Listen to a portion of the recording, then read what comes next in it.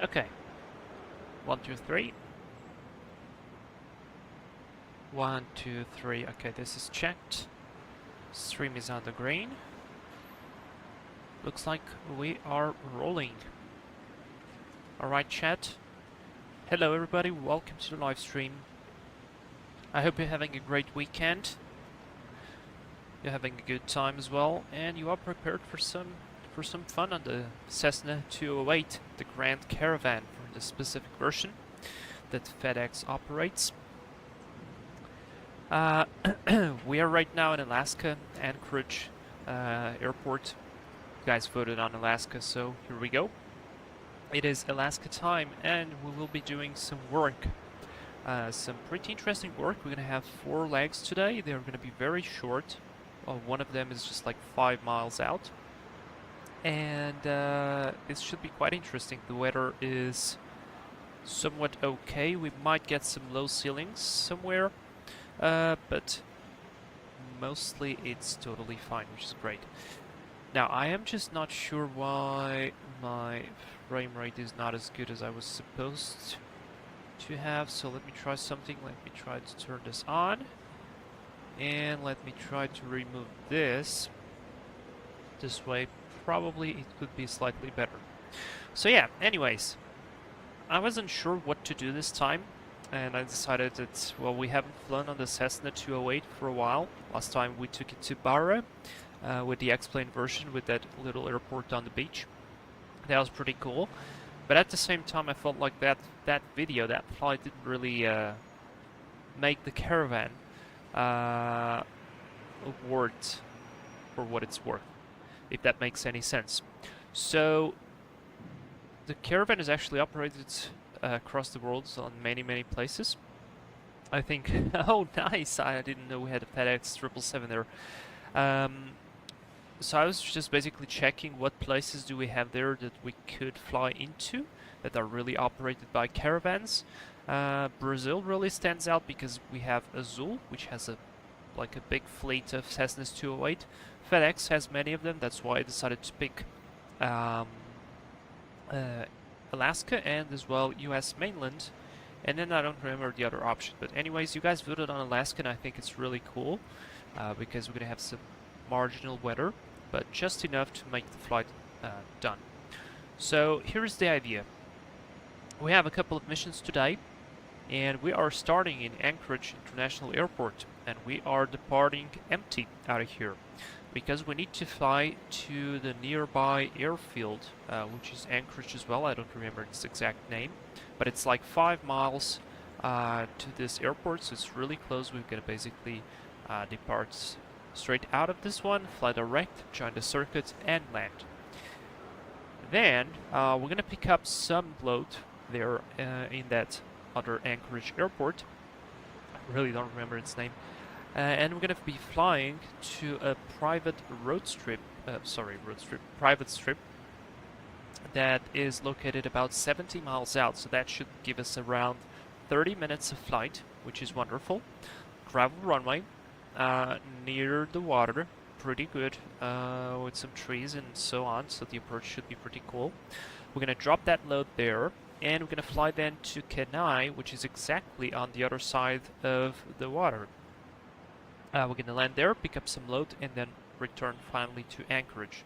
Now this should be pretty cool. We're now parked on the FedEx ramp, exactly where their Class Bravo airplanes, or Category Bravo should I say, airplanes should be parked. So we are in the right position, and it's really cool that we actually do have all of this traffic with the big jets, because man, I feel like that engine on that FedEx 777 is literally, or almost literally, of the size of our little Cessna 208.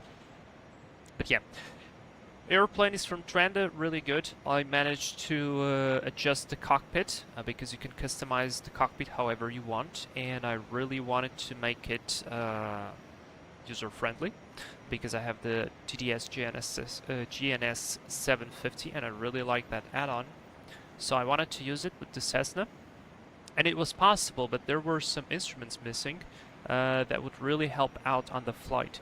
So I had to fiddle a little bit with the cockpit layout, but it looks good and it's now saved as a standby panel, so that's really nice. By the way, just check out, by the way, I'm running X-Plane 12 Beta 7, which fixed a lot of the clouds issue, but this is the problem with VATSIM. I mean, right now I have an absolutely fluid experience with frame rate, but as soon as I look into an airplane that's loaded by X-Pilot, the frame rate just drops a ton, and that's really, really sad. I hope one day we get some friendly FPS stuff for VATSIM. Anyway, Synchro 97, hey, please handle my package carefully. I will. Actually, that's TNT slogan. Anyway, so if you want to do this flight with me, or you want to do this flight later, the airport that I'm flying to from Anchorage is called, standby, sorry, it's called, it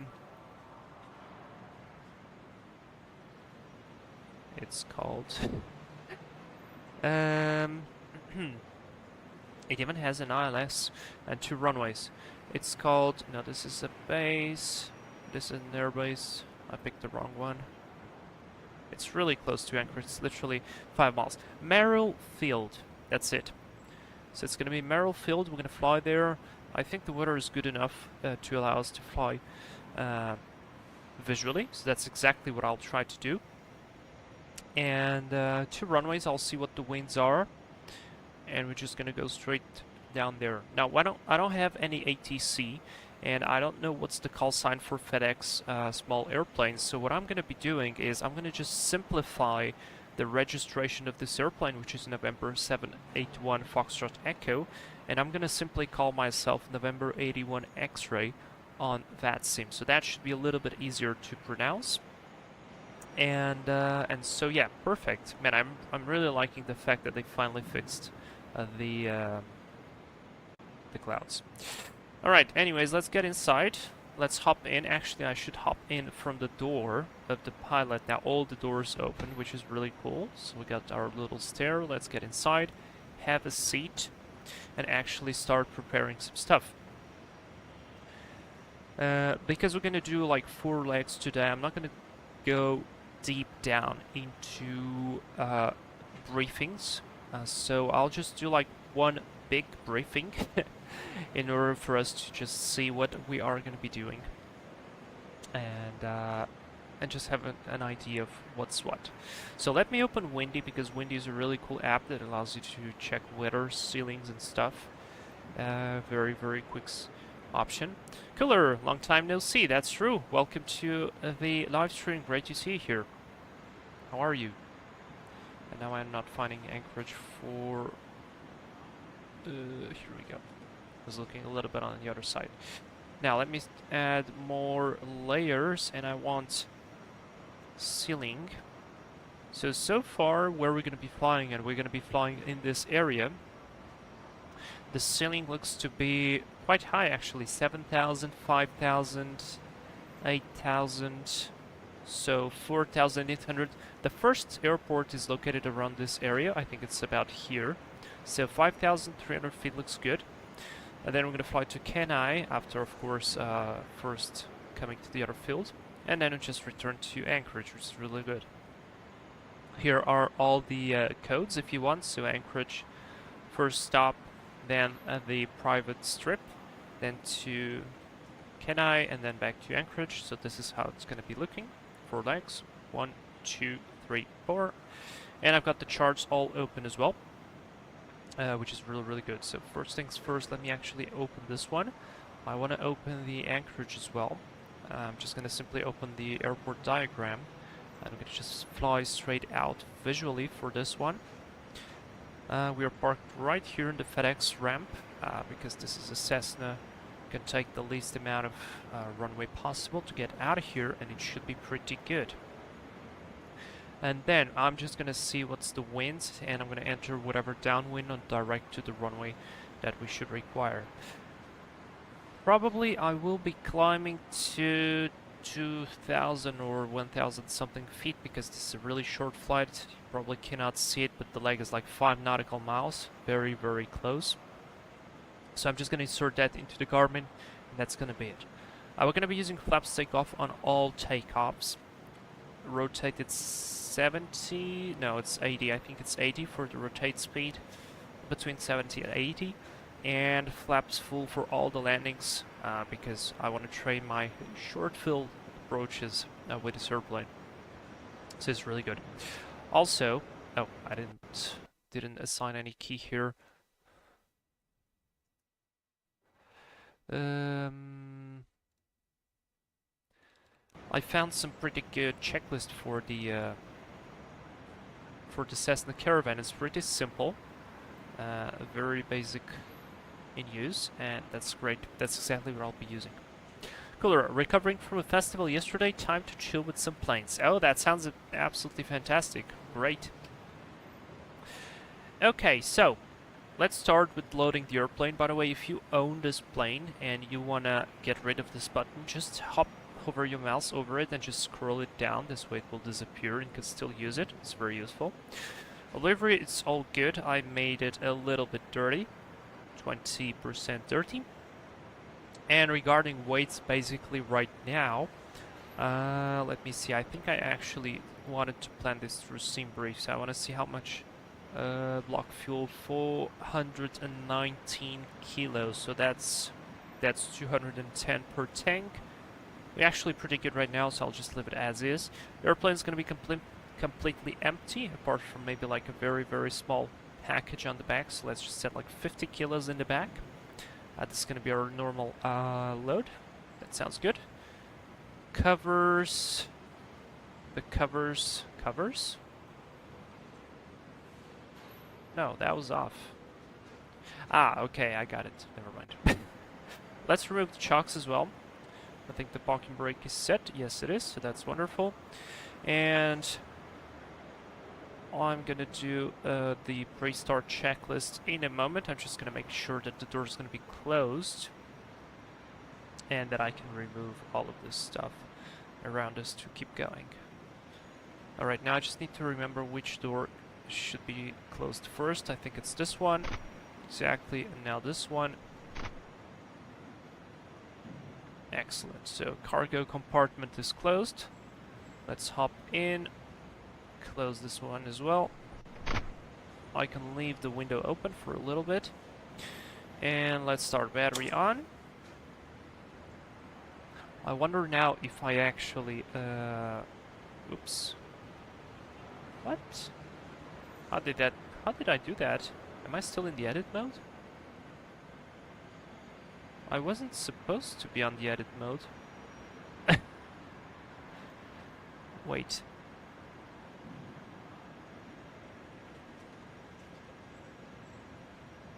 Interesting. The 3D edit mode is off, yet it allowed me to do it. Never mind. That was pretty fun. Lapo, hey, welcome to live stream. Great to see you here. Southampton 220, hello. Great to see you as well, man. Welcome everybody. Today's gonna be pretty cool. Alright, nav light is on, so everybody knows that we are actually here. This is gonna be all off. External power, we could turn on external power now that we are actually in the FedEx ramp. So let's try GPU on. We actually do have a GPU there. Cool. And let me see, external power on, and I'll power avionics 1. Let me see if it actually does work. Looks like we are working. Okay, good. Great, I'll just leave avionics 1 open. Continue. Again, no ATIS here, no controllers. And the only thing I want to do is... TOS, system test okay. Is check what is the frequency, and the frequency is 118.3. Oh. I can switch that over. Good. So now we are on the standby for Anchorage. And let's see, messages, yeah, that's all good. That's all done. Wonderful. Soundtime 10220, how are you doing, my man? Well, I am a little bit tired, to be honest. It's been quite of a long week, and I just returned yesterday from a flight. Speaking of that, I flew to the highest point of Portugal, of continental Portugal, which is really cool, and I filmed some videos that I expect to edit and make them available for you guys to watch. So, yeah, I have that. But it's been a really, really, really, really long, long week. Alright, there's literally no wind in Anchorage right now, according to the latest METAR. So what I'll do is I'll just taxi straight ahead to the runway, and I'll just depart out of there. So before I do that, actually, you know what? Let's disengage the external power. I'm gonna close the avionics right now. Remove, what the hell was that? Remove the ground power. Ground power off. Let's go to the checklist. Pre-start checklist. The battery is on. The fuel selectors both on. Oxygen off. I don't know where is the oxygen here, to be honest. Firewall shut off in. Fuel shut off. Yeah, it's off. No, wait. That's not the firewall. That's the fuel shut off. I don't know where's the firewall shut off. I guess I need to learn this airplane a little bit more. Oh, no, that's the static. Never mind. Okay, bleed air switch is all off here. That is off. Propeller lever is gonna go full forward. Emergency power lever is normal. Inertial separation is off. Electrical switches are off. Lights are set. Circuit breakers, they don't work, but we'll assume that they are all fine. Fuel boost switch is gonna go on. And standby power is gonna go off. Ignition normal in a bit. And we're gonna go and start it. Alright. Beacon light on. Starter on. Waiting for that RPM. Above 12%, can introduce the fuel. There goes the ITT. There's above 50. Starter cutoff. Very good. Now let me go. Fuel boost normal. Standby power on. Avionics 1 and 2 on. I'll just reset the gen. That's done. Oh yeah, I need to close the window. Otherwise this will get a little bit loud. And let's go. Continue. Flight plan. Add waypoint. The code is Papa Alpha Mike Romeo. TOS. System test OK. I assume there will be no wind as well there.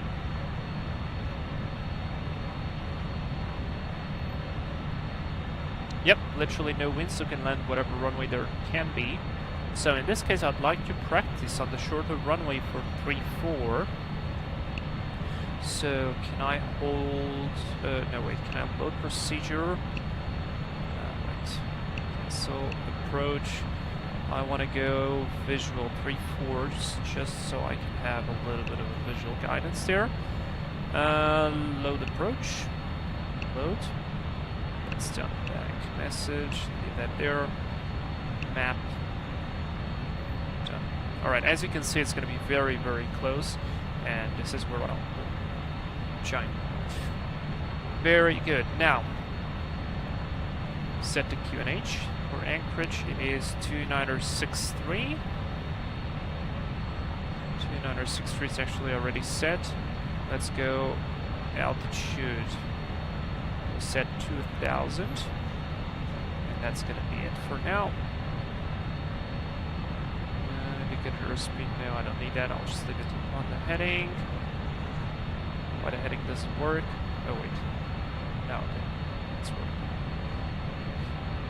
Wonderful. Because I want to depart runway, the shortest one is going to be runway 33. We'll depart from intersection uniform to the north. So that's going to be it. Taxi lights on. Oh, there's a big 777 pushing out. Let's start taxiing.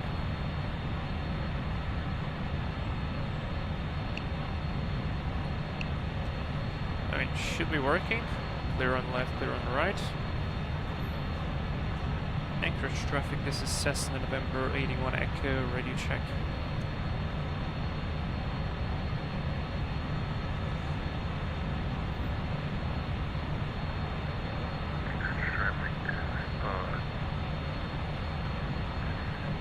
Anchorage traffic Cessna 5x5. Thank you, Hero 5x5 as well. Anchorage traffic, Cessna November 81 Echo, we will depart from intersection uniform runway 33, departing to the north. Alright, I put the headset there, as you guys might noticed, because it is pretty loud with this turboprop sitting right in front of us. Okay, flaps 10, set, lights are set. Need to finish the checklist post start. Starter switch is off, fuel boost normal. Avionics are on, inverter is on, autopilot, don't need that. Flap set, suction is on the green, clear left, clear right. Engine instruments are all looking fantastic. Annunciator panel, test that, fantastic. Voltmeter, ammeter, all looking wonderful. And systems, I'll just leave that. Brief takeoff, landing instruments are set, seatbelts are not required, boost normal, eyes protection on, it says here on. Well, alright. Ah, wait, never mind, that's not it. They mean this and this. Lights coming up in a second. Before that, we're actually gonna come here, 1200 on standby. I can switch that to altitude reporting already. Controls looking good, all free. Clear right, clear left. Trims is set for departure. Prop lever is full forward. Radius is set, transponder alt, ignition is going to come on now. Let's go strobe lights as well on. Condition lever is going to go high. Standby power is on, fuel selector is on both. Navigation is set. Pre-takeoff checklist is complete. Wonderful stuff. Nobody on approach. This is uniform, running 33. Taxi, landing lights on. Check the reverse as well. Reverse seems to be working. Everything looks fantastic. Oh, I'm a mess lining up this airplane. Alright. Let's pull the prop. Props is pulled and apply ITT.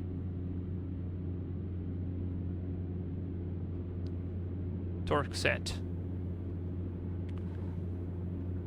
Airspeed is alive. There's 60, 70, 80, rotate.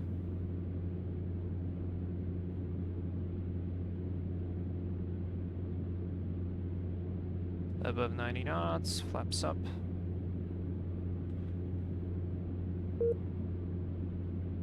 I hate X-Pilot. I hate it so much. I love it and I hate it at the same time.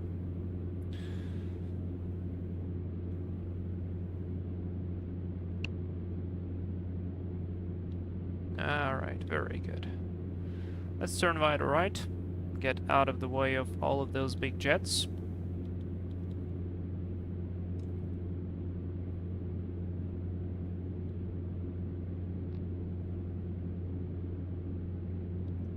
Slowly climbing. Yeah, it's gonna be impossible. Taxi light's gonna go off. I'll leave the ignition on. It's a very short flight. And let's go flight plan. I'm gonna go visual approach, activate approach. This way I can go directly to it. 1002 level, looking good.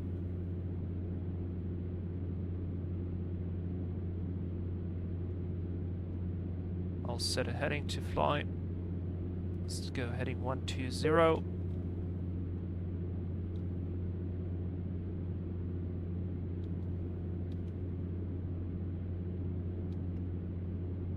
And I'm gonna get there in no time at all.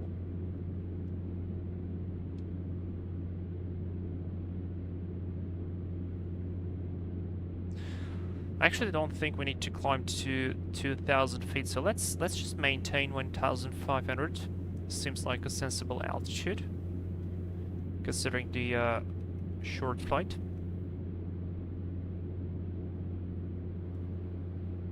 Yeah, I had a brilliant frame rate, but unfortunately while streaming and VATSIM, it's just not happening. I guess I need to update my computer sooner or later. Alright, I should see the field inside. Yep, there it is. There it is.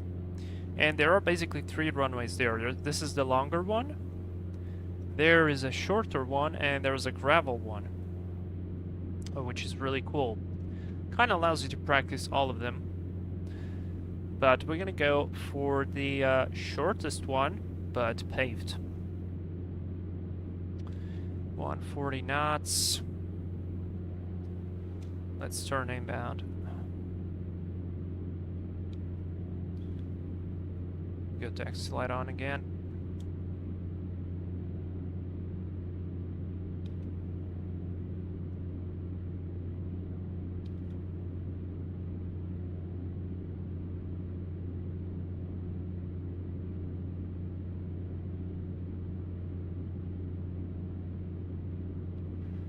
Like that. Keep that 1,500 for now, because you guys know turboprop plane can become very quickly a real rock. So usually being high is not a problem, like at all.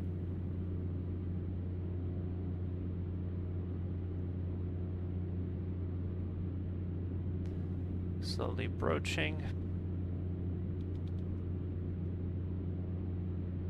There's the runway. Turn a little bit more inbound. Added a little bit of an overshoot. That's fine. Correct that in no time. Let's decrease the prop. Speed is checked. Flaps 10.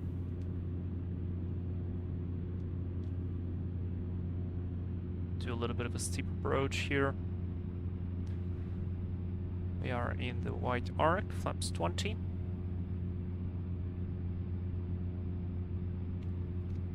And flaps full. And you guys can see we're gonna catch up with the profile in no time.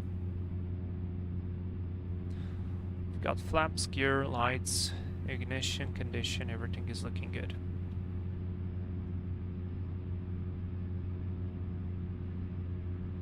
Kinda like this profile because 500 it's checked. Start adding power, otherwise we're gonna fall down very quickly. Can you guys hear the plane? It's quite quiet, but you should be able to hear it. I just don't want to like make myself very loud, but the plane very quiet. I want you guys to have like a decent experience. There's about 1 knot of tailwind from the back, not a big deal. And let's see, how do I do this first landing? Oh, that was a little wind change. Wind increase, now it's coming from the right.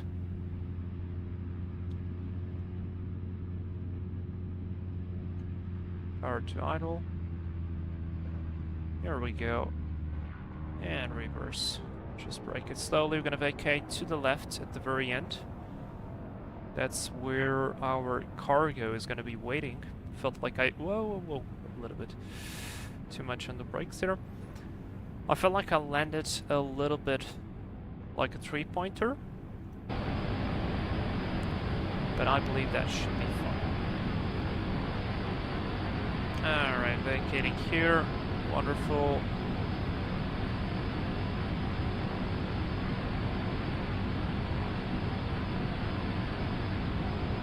This is exactly where I want to go.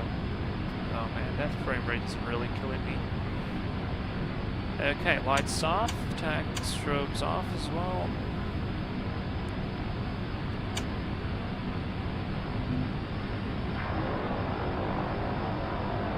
Okay, now I need to turn around myself here. Just put this to low idle because otherwise it's becoming a bit hard to taxi. And I'm going to try to turn it around.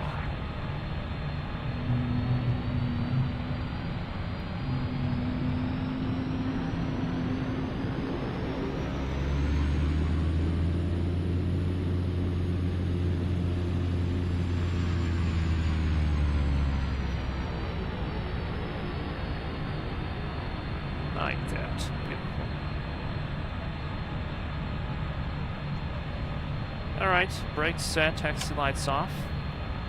We don't need the ignition, it's already off. And I can go transponder, standby. Go avionics 1 and 2 off, standby power off. And cut the mixture. Below 0%. Cut that. Fuel boost off, trip the generator. Beacon light off. And we'll go battery off as well, because we're gonna have a little bit of time here to load all the airplane. Alright, door 1. There should be a quick spot for the other part. No. There we go. Excellent. So, that's the first stop. Let's now load the airplane. And I feel like I really need to decrease my settings. Because it is just terrible. So, the problem is I already tried to do so much stuff. It still is bad. So I'll try, I don't know, I'll try this and this. And we'll see how it goes. So right now I'm going to fill our airplane to the maximum, to the absolute maximum, to be within the limits, but to the absolute maximum. And we're going to fly the first leg, as we talked on the beginning. Southampton 220, were you able... were you able to look up the Tupolev F-154 I've told you about? I know about it, but I didn't have the time yet to look on it. But the moderators of the channel, Mike and Emil, have been fiddling around with the airplane, so they will try to help me later on. Okay, this seems a little bit more... That's still crap. A little bit better, but yeah, we'll see what's what. Anyways, let's load the airplane. That's what we need. So let's come here to weight and balance. A really cool thing I like about this airplane is that you can actually see the amount of weight that you add. So let's say I'm gonna go into the cargo pod and I'm gonna put this stuff here. You can actually see the stuff being loaded in, and then it changes the amount depending on the weight that you actually put inside. As you can see here, I'm just removing weight, and the amount of barrels or whatever that is actually decreasing. So that is really cool. So I'm gonna put a bunch of them here, like a really bunch of them, and then these boxes in the back as well. So we're gonna add a bunch of them there. I'm not gonna refill the airplane. Let's just do like 110 here. Now I don't like these bags, so I'm not gonna put any bag there. But we're gonna start inputting boxes to the back of the airplane right here. And just look at this. 1, 2. It becomes a big box. Cool. If I add even more weight, more boxes appear on the top. But to begin with, let's say I'm just gonna add this, this, and this. And now I can start to add weight. So we're gonna go to the absolute limit. And we'll remove the weight from the back there.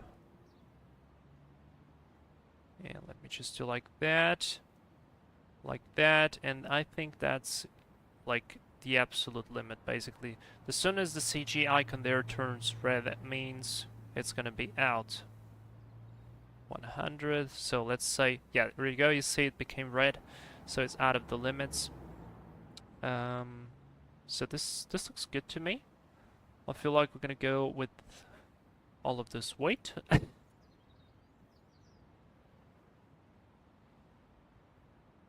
Pretty nicely loaded. So let's close the doors. Close this one as well.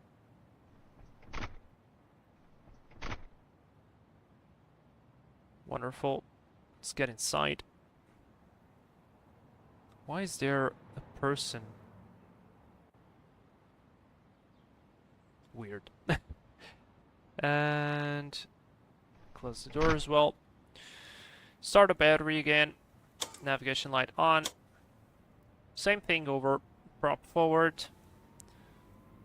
I didn't switch the fuel off because we had a very small stop. Beacon light on. Fuel bus is going to go to on. Now I've read that the standby power should be on according to the manual, so I'm going to go with that. Throttle to idle. Clear prop. And let's go. Starter to start. There's 12%. There goes the fuel. ITT peak 51. Started cutoff. Very good. Close the window. Now, generator reset and on. Avionics 1 and 2 on. Aux pump normal. Now, because we will be flying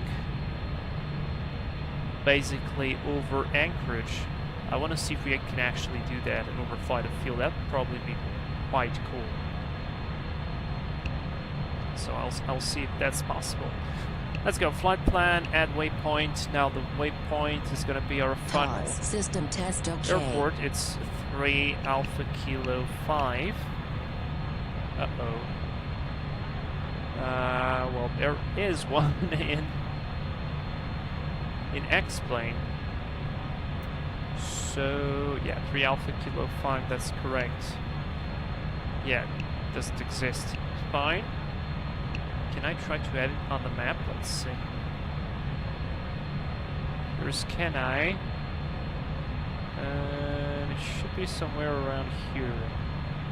Let me see.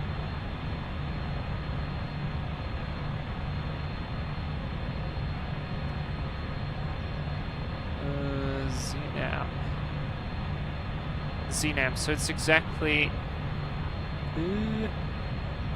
it's really close to Zenam, it's exactly here. Create user waypoint. Let's do airport. 3 Alpha Kilo 5. Enter. Amazing add-on, I absolutely love this.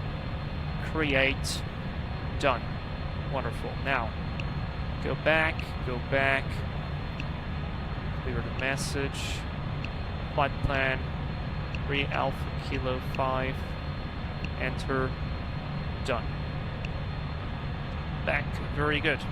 Let's go, flap stand, trim reset for departure. Taxi lights are on. Ignition is going to go on. Voltages look all good. Transponder we can go already direct to TARA. Oh, by the way, yeah, November 8-1. Echo. Enter altitude reporting 1,200. Going to be.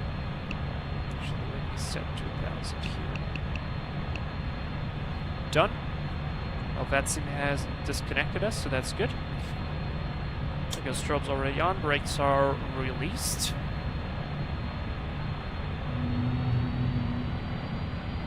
Oh, we definitely heavier now. Look at how the airplane is now. It's not even moving. Checking the brakes. Brakes work. Fantastic. Now, I will take the longer runway now. Because we are pretty heavy. Cooler, I can still hear the plane. That's wonderful. Thank you so much. And Owen Thompson, good morning. Good morning to you too, man. Great to see you here. Okay, set the strobes on, all the landing lights on already. Just making sure there's nobody around us. Yep, there's nobody around us. FedEx guys already departing. And this is something actually that I don't think it's correct. Oh, maybe they have the taxi lines just to go there, but actually if you have this type of chevrons here on the runway, that means you cannot go there, like, only if you really need to stop. And you can see my turbo taxi. Clear on the right.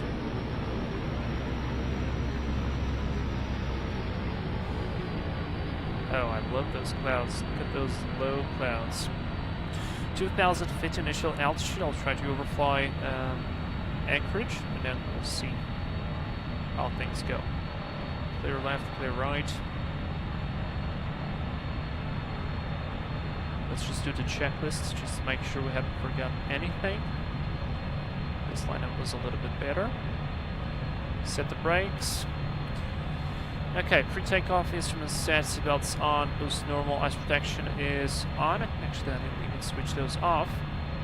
Lights set, controls or free inertial separator not required on this one. We will require it for landing though. Trims are set properly, we're full forward. Radio set, transponder, alt ignition on. Standby power is on and condition lever high. Fuel selectors is on both. GPS nav is set. For takeoff checklist is complete. We've got the takeoff okay from Anchorage Flight 907. Let's roll. Just set the runway heading here. Let's pull the prop first. Be careful to not overheat the engine, because if you do so, if you move the throttle very quickly forward, it might spike above the temperature, the max temperature for normal operation. Okay, torque is set. Airspeed is alive. It's quite of a bumpy runway here. I guess Orto doing this job. There's 17. There's 80, and rotate. Anchorage traffic, Eva Air 668, heavy taxi. 117 left via. Yeah, look at that, 90 knots, Anchorage. climbing 1,000 feet per minute. We are definitely heavy.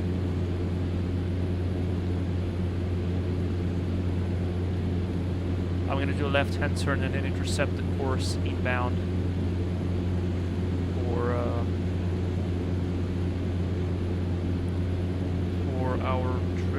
for our strip, sorry.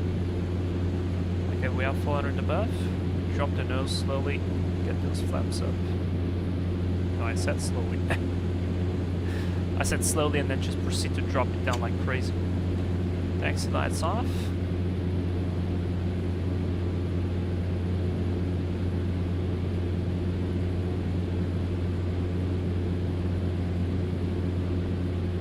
Above 90, flaps up.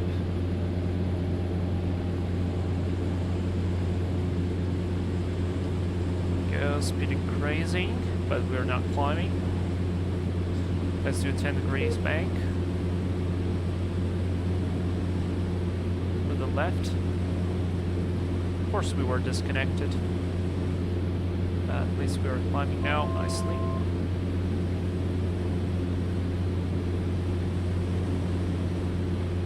This airplane does require a little bit of coordination with your rudder, and the control seems very light to me, to be honest.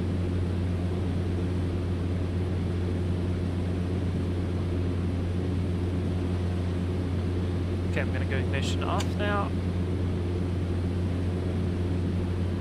And I want to climb to 4,000 later. Actually now just 2,000.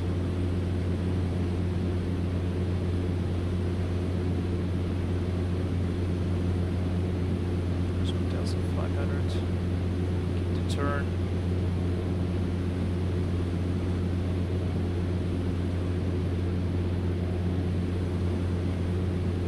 Align with the needle. Alright, here we go. Align our heading as well. With the map. 4 knots of tailwind. Amazing. 200 feet to level. Sounds good.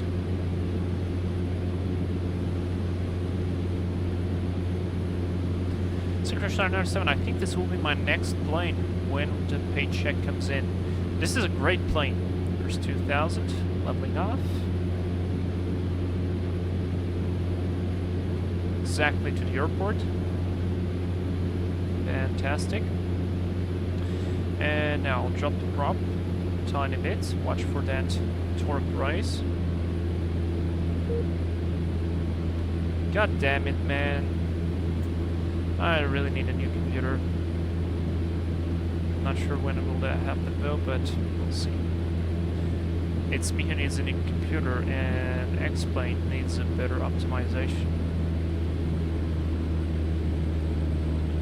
There we go, 1700 on the RPM. Looking good. Ground speed 147. Fantastic. Anchorage traffic, Eva Air 668, crossing runway 33, Anchorage. Anchorage traffic, Cessna November 81 Echo, overflying the field at 2,000 feet, proceeding to the west. Anchorage traffic. And we are literally overflying the field absolutely perfectly. Of course, it will disconnect me again.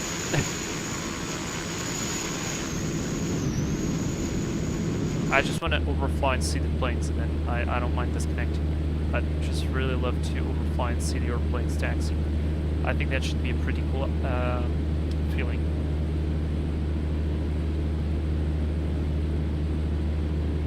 So we dropped a little bit the altitude there as well, maybe a little bit of downdraft. It's possible. These things happen very quickly. Not bad, it's just a tiny bit of torque. Like that. Look at us. Whoa. That is cool. That is actually cool. By the way, this is a freeware scenery for Anchorage. There's still one FedEx there. I think that's the 777. Oh yeah, it's pushing back. Cool. And there was another one who said he was oh, there he is. He's crossing the runway. Lining up, that looks like Eva Air cargo. And the other ones probably have already departed at this time. Really cool. Okay, I'm gonna keep 2,000 for a little bit more, because in case that guy departs and actually flies west as well, which is possible, because he's gonna be probably flying to China. I mean, Eva Cargo is like Chinese airline. The higher we get, the more chances we have of crossing him. I mean, probably it's gonna be quite heavy, but still. So I'll keep this altitude. It's pretty good. Anchorage traffic, Eva Air 668, heavy departing runway 071 for east departure. Oh, he actually is going to the east departure. So I don't know, but I'll keep like that. Good stuff. Okay, we've got, what, 18 minutes to go? No. A bit more. But we'll see. Actually, this doesn't look like a bad altitude, especially because of those clouds up in front of us. So we'll see how this goes. Gonna just a tiny bit more power, like that. So we're flying to the maximum speed we can without exceeding anything.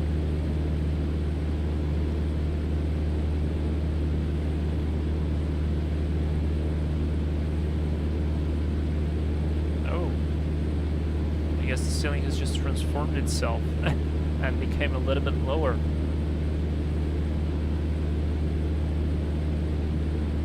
And yeah, of course, autopiloting up for the entire flight, guys. Why not? I mean, it's not very it's not a long flight. Practice a little bit of your handling skills, always good. I mean, I had what, 3 hours and 20 minutes of hand flying yesterday. So it's fine, you can do it. And I'm gonna get kicked out again, probably. Or maybe not. Bit of a downdraft. Especially on smaller planes, downdrafts can be real fast. Like, you look away, like appreciating the scenery, then you look inside at like 100 feet off, sometimes 200 feet off. Comes really fast at you.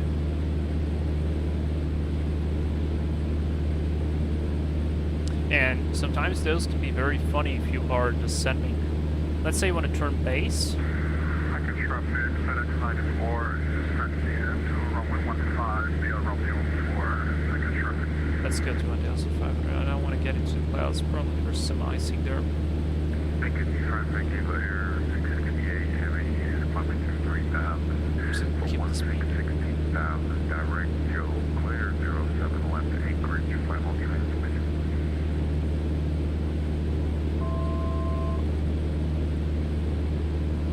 I want to keep myself clear of clouds.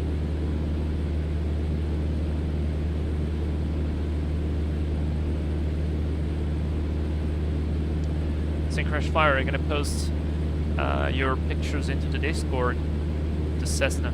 It looks really good, especially on sunny days. I mean, it doesn't look bad in this type of weather. I feel like it kind of looks better when there's sunny weather. There we go, 1,500. Leveling off, or maybe we should actually climb, not sure. The ceiling is not very cool.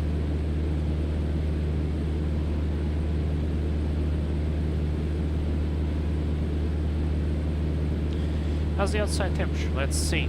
It's like 4 degrees Celsius. So we're definitely to the icing range, which is not very cool, but well. Got the heaters on. Let me put the prop auto feather on.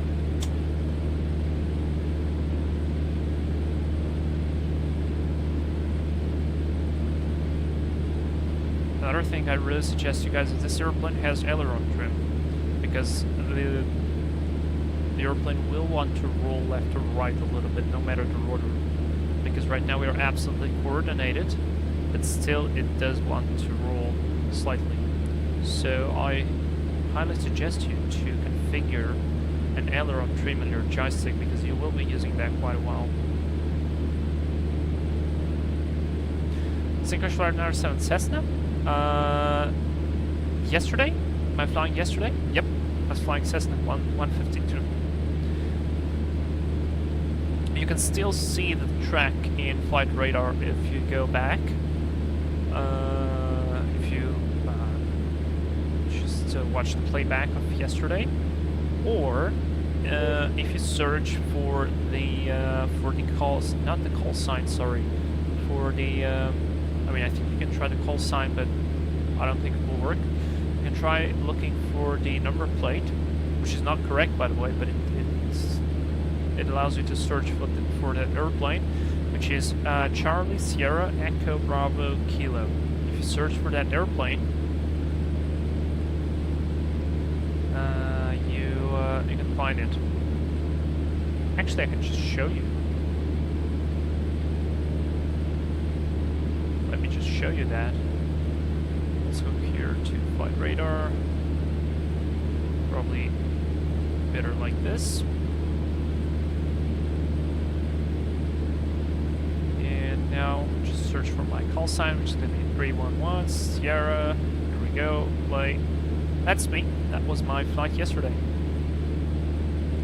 Departed like that. There was a big fog in this area. And because of that, I could not proceed directly, so I had to like turn away for a little bit. And when I was clear of the area with the fog, I resumed navigation, continued up ahead, then flew here. This is where I decided I want to go to the top part of Portugal, which is exactly this part right here. So I have videos of it. That's what I want to edit. Just want to see how we're looking in terms of attitude. Deviating a little bit from the route. Let's correct that. And I just resumed my navigation all the way. I mean, I could just do this and return back. It was very bumpy. It was really very, very bumpy, but kind of did a good job. Yeah, the wind was pushing me there. Not very good, but that was decent. So on to the replay. Oh boy. Look at us. Fully into IMC conditions. Let's try descending a bit more. Let's go to 1,000 feet maybe. or over the water, so should be safe. I don't want to keep myself into this cloud.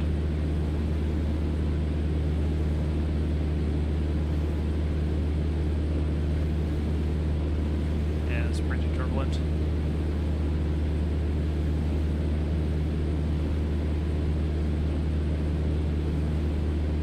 Where did that cloud come from? We're looking pretty good ahead. Man, look at that turbulence. That's pretty significant. Yeah, 1,100. We're not getting out of it. Not cool. Alright, let's just keep 1,000 feet here. And just try to get out of it. I don't think we'll continue this way until the very end. It was supposed to be clear at the end of today, so we'll see. Just focusing on the instruments. You know what the technique is to fly IFR? Basically, you have to focus mostly on your attitude indicator, so your horizontal or your artificial rising. I'm a little bit tired, that's why my English today is slightly confusing.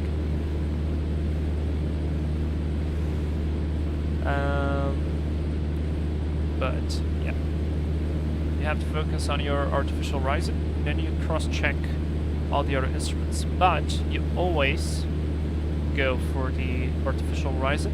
Then, for example, you want to check your altitude, you can either check it here, come back to your artificial rising again, then your speed, back to artificial rising, then to your heading, and that's how you kind of keep yourself on the track.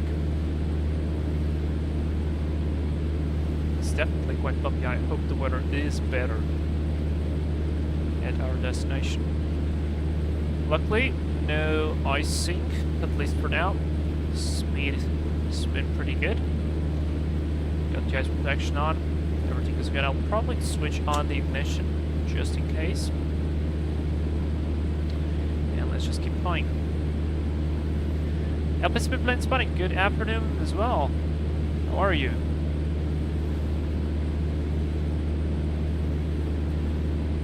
LP plane spotting, I flew yesterday.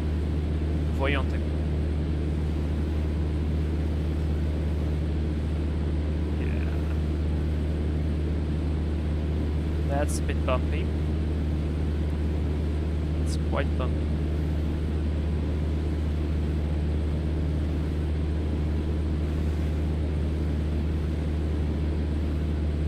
What the hell is this weather? Like, what the hell is this? It is really low, like, what? It is not supposed to be like that. I'm having a strike of bad luck regarding weather. I am trying already for 2 weeks to film that special video of the BAE 146. But the weather has been terrible. And last time when we flew the BAE 146 again in New Zealand, you guys remember that first approach? That was like low clouds we had to go around, and then we almost had to divert because of the fuel. Like, what was that? As well? That was pretty intense, should I say? And then what else there was? Now, Croatia was actually fine on the 319. That was actually decent, so I will not worry about that too much. Yeah, it's been quite challenging, the weather. And I know there's a cyclone not very far from Anchorage, but it should be more or less clear today. Checked the forecast, checked everything, but I guess it's Alaska, so. In the cold, the weather is always unpredictable. You know, I could actually argue with that, because cold does not mean unstable and unpredictable. And I I could say that on summer you could have more unpredictable weather than in the winter, because on the summer, because of the extra heat, the atmosphere has a lot more energy, and so things can happen a lot quicker and a lot more aggressively than during the winter times. This is of course not to say that in the winter you do not have any dangers. Of course you do, like icing and other stuff, but yeah, like I would say that summer is kind of worse than winter. And actually, a funny thing, I had the chance to attend to a conference regarding safety, and there were 2 people from Eurocontrol who spoke about stuff, and one of them had a really interesting presentation about the need to optimize air traffic flows on the upper levers and how important the optimization was, because basically like 3 minutes of delay was already quite significant, because of course you need to remember that at high levels the airplanes fly very quickly. So he was saying all of that, and one of the threats that he mentioned, one of the like challenges or problems that would make things a little bit more complicated, was the fact of the thunderstorms, especially during the summer. And I thought that was really interesting, because I never actually thought about it like that. Because if you think about it, at the moment where you have the thunderstorm, all the traffic that's going through that area has to go somewhere else. But again, going to somewhere else is a little bit more complicated, because you have other traffic there coming as well. So, yeah. Synchronous Flyer, by the way, how do you like my Mitsubishi? Ah, yeah, you bought it. Congratulations, by the way, with your new airplane. That livery is quite cool, I think. Livery looks nice. Graphics-wise, it looks cool as well. How does it sound, and how does it fly? Is it like, is it close to the C9TB by feel, or what? Okay, we've got 12 minutes. 13 minutes to get there. I'm still flying manually, which is actually impressive, because I have not deviated too much from the track. But what is starting to worry me a little bit is the fact that we already passed half of the flight, and there is no sight of ground at 1,000 feet, and there are mountains near the field. They're not super close, of course. This is not like Innsbruck or Madeira or something like that, but they are close enough to be scared of them. And so, yeah, I don't know. We might have to divert. We might have to divert to Kenai. I'll leave the cargo there, pick the rest of the stuff in Kenai, and then just return to Anchorage, because this is quite bad. I mean, you can literally hear the wind, which is fairly realistic as well. So, yeah, what a mess. Synchronous Flyer, oh, it's amazing. Yeah, I think you can say it's close to the King Air. I do hand fly this a lot, makes it so much fun. Good, that's very good. That's really, really good. I actually am thinking about getting something from the X Aviation store in the future. They have some interesting planes.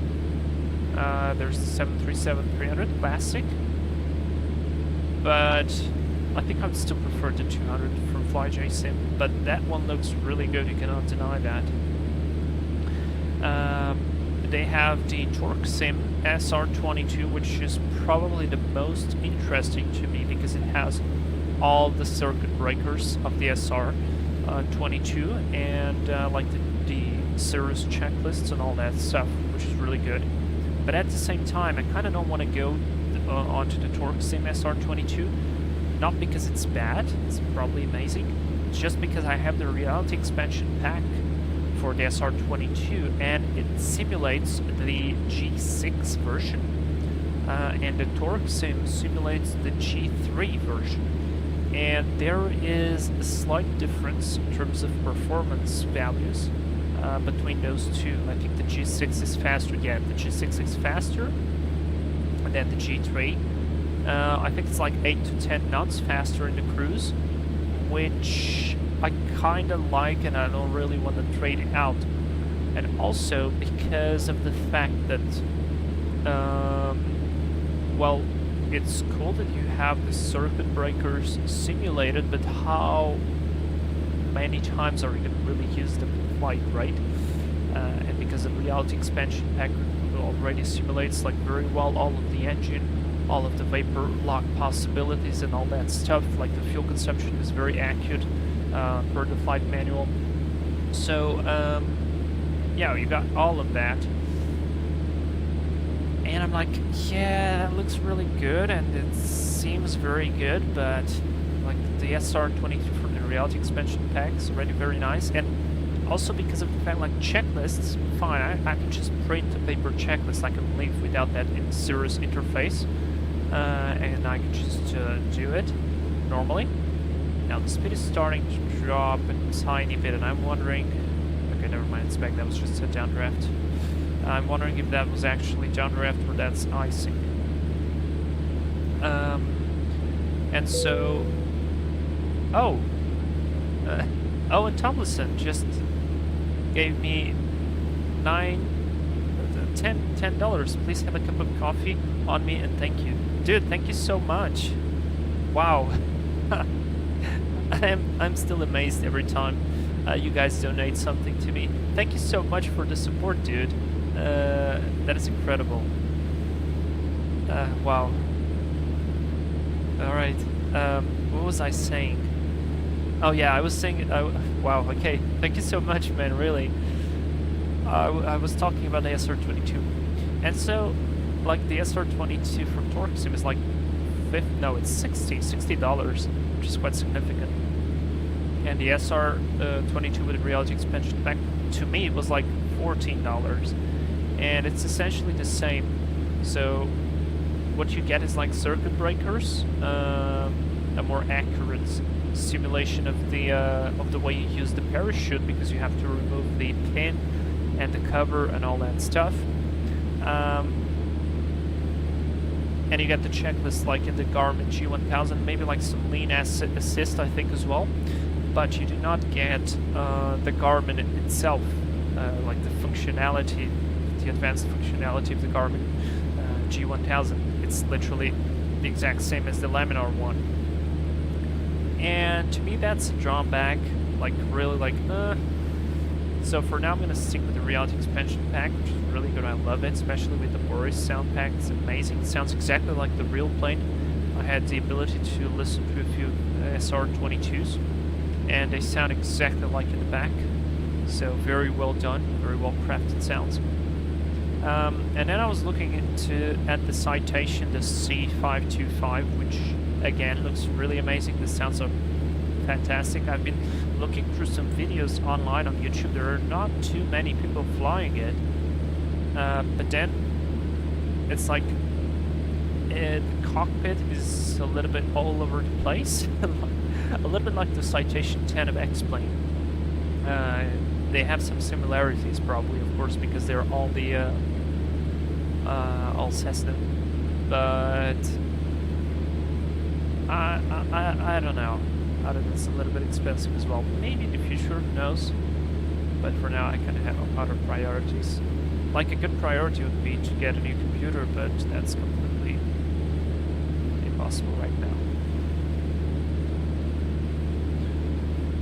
Wow, Owen, thank you so much, man. That's incredible. I had an X-Plane 11. It's very cool. The 737-300. Yeah, I believe so, but I would probably go for the 200 version right now. Okay, because we are literally 6 minutes away at the speed, I really don't want to drop myself lower than this over terrain, but I could do it over the water. I could go to 500 feet over the water. I can tolerate that. And if we can actually get out of the clouds, we can try and land there. But I don't know. Let's try. Let's try to get to 500 feet.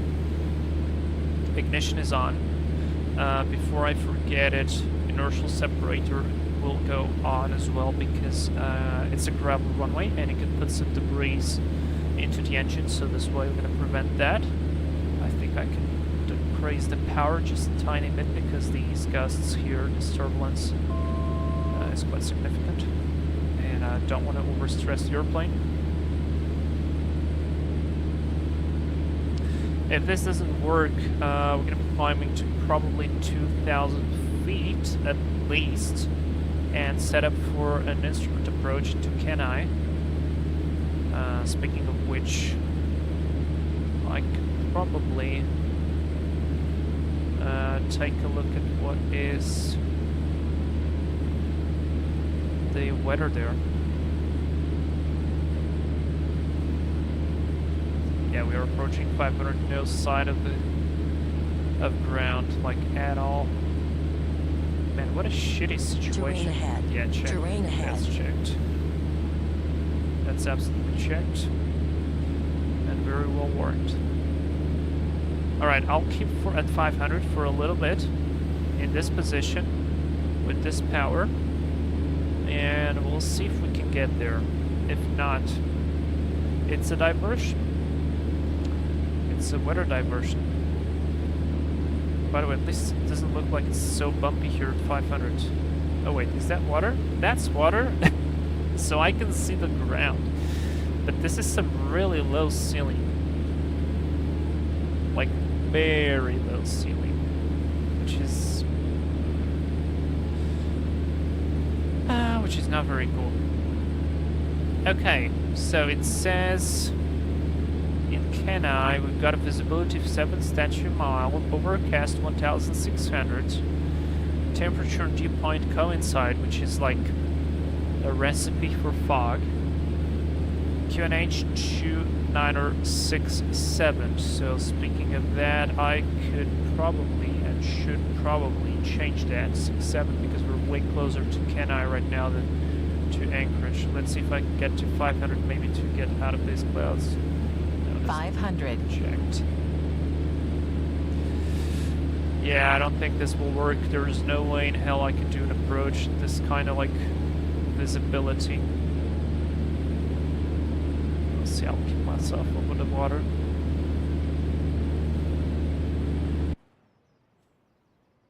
God damn it, weather. What a piece of crap. Yeah, look at this ceiling, man. When I was testing today, Terrain ahead. it was not as Terrain bad. ahead. Shit. Oh, wait. Never mind. We just got out of it. Okay, cleared out. A little bit looks like there. That's 500 feet. Woo. Let's not get back into it. Lights on. Ooh, that was close. Yeah, that's 500 feet for you. That was very close to diverting. It was like really close to diverting. Don't get into the ground. Alright, because the wind is looking like it's going somewhere from the west, more or less, I'll try to find the field, overflight, so they know that we're coming. Because I have no idea what's going to be the frequency, so I'll just switch to 1228, and then I'll see what's the Kenai. I mean, we're off that sim, right? Yeah, we're off that sim. So I could just go. I could just go with it. Oh boy, that was like really close to just going somewhere else. In this case, going directly to Kenai. We'll shoot the instrument approach anyways to there, so don't worry about it too much. And probably I will go for the ILS, because there is an ILS there. Just because of the fact that well, there is like this low ceiling, and the ILS can bring us lower. I assume just a tailwind is gonna be fine. Alright, I can see the runway, and you guys can see it probably as well. This is the runway. Gravel runway, so let's open up just a tiny bit, not climb. I'll go prop forward. Start to slow down. We've got the lights on, ignition is on. Start to slow down, put the flaps down. Yeah, it's like, look, we are like approaching 700 feet. The ceiling is still above us. So, good stuff. Ahatomer, hey, welcome. You're just in time for our probably most challenging landing of this live stream. FedEx delivers on time.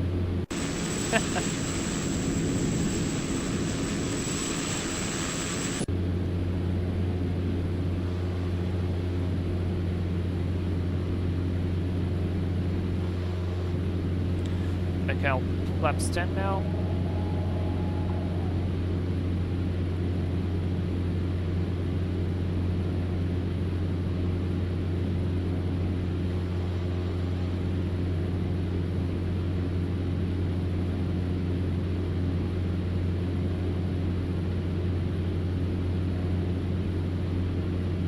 Very far away. See, those are the mountains I was speaking about. That's the terrain I was kind of worried. And I really didn't want to go closer to it. We're below the white arc. Let's go flaps 20.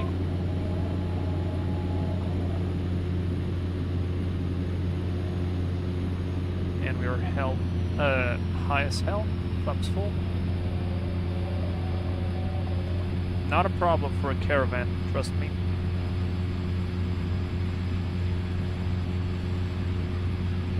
And we're not high anymore. 500. Checked. Start to apply power, otherwise we'll be too low. Crosswind there. Yeah, crosswind from the left. It's fine, speed is good.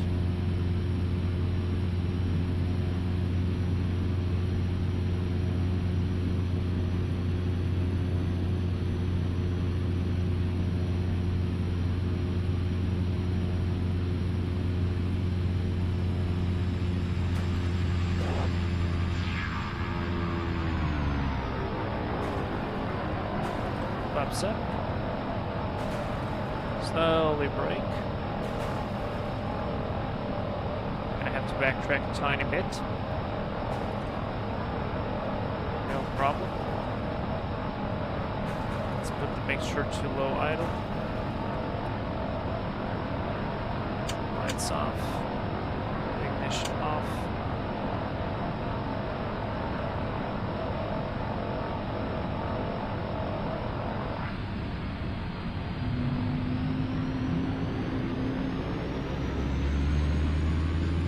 Yeah, the turning radius on this one is not very good.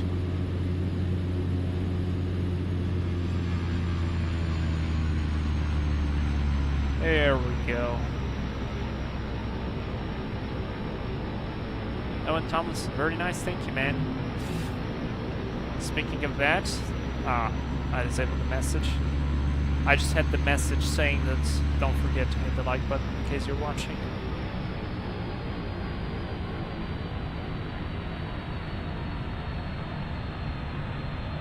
Alright, first stop is to stand by here, enter. Go here. Oh, look at that! Shay TP, 10 months. 10 months, man. It's been 10 months already. Wow. That is impressive.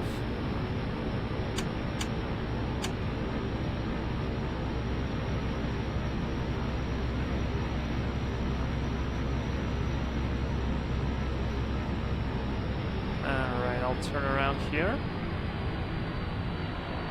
Try to do my best to turn around here.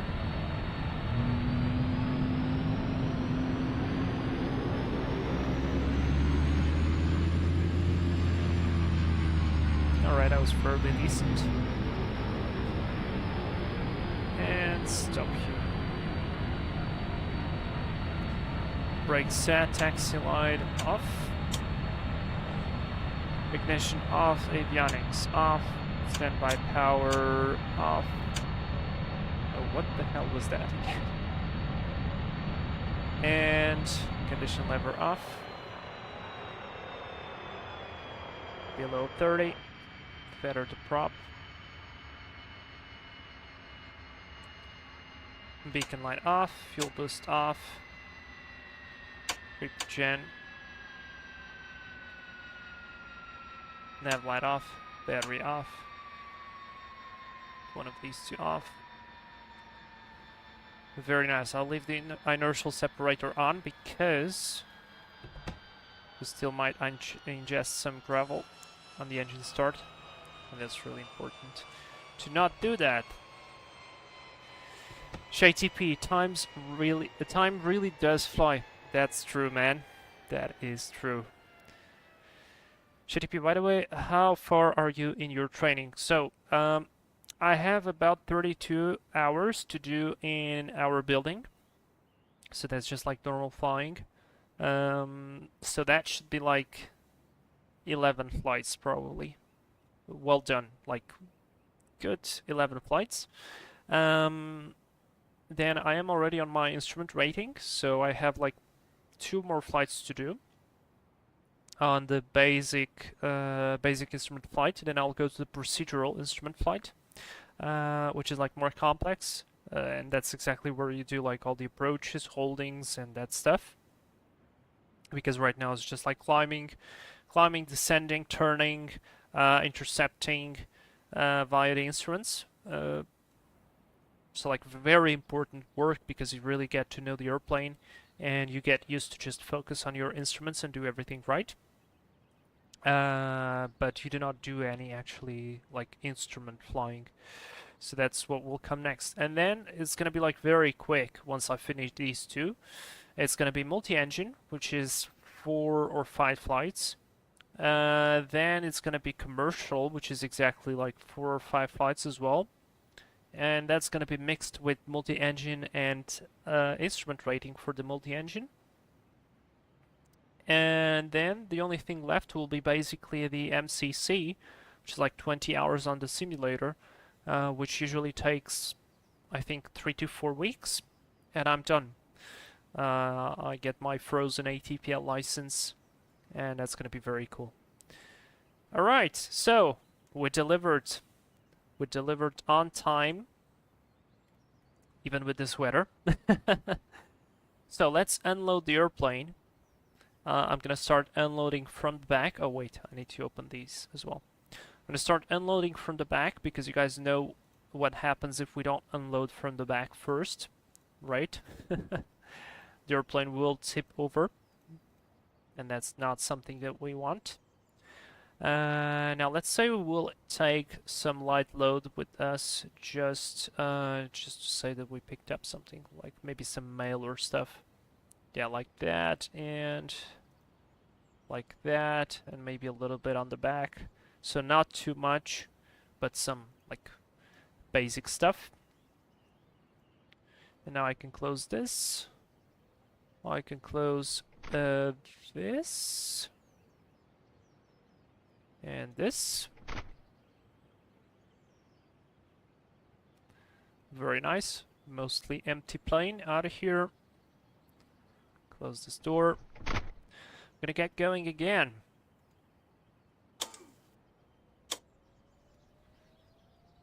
Quite a lot of stuff today. Alright, standby power on. How much fuel do we have? That's quantity in pounds. So we have roughly 400. So that's 800 pounds of fuel. That's still plenty. Fuel. Both on. Let's go. Fuel boost on. Beacon light on. Shout clear prop. Clear prop. And starter on. There's 12%.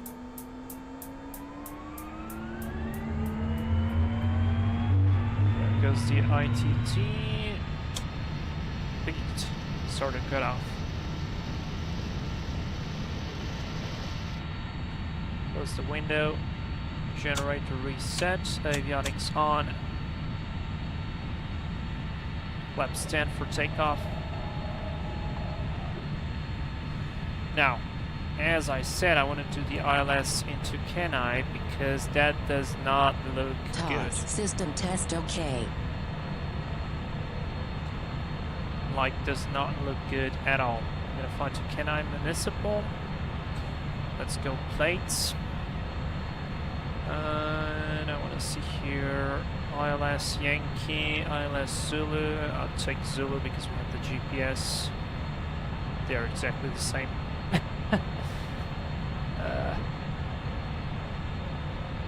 We do have an RNAV as well, 2-0, but I'll take the ILS. Okay, message. Fine, clear that. Let's go flight plan at the waypoint. Wait.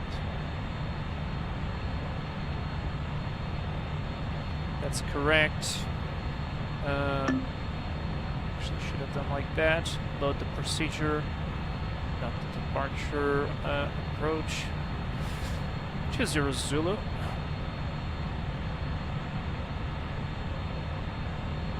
And vectors. Transition, yeah, it's gonna be vectors indeed. Load approach. Yep, load the approach. So that's done, and now we need to configure it on the nav. So the frequency is 108.9. 108.9 is set. The identifier is correct, and the course will be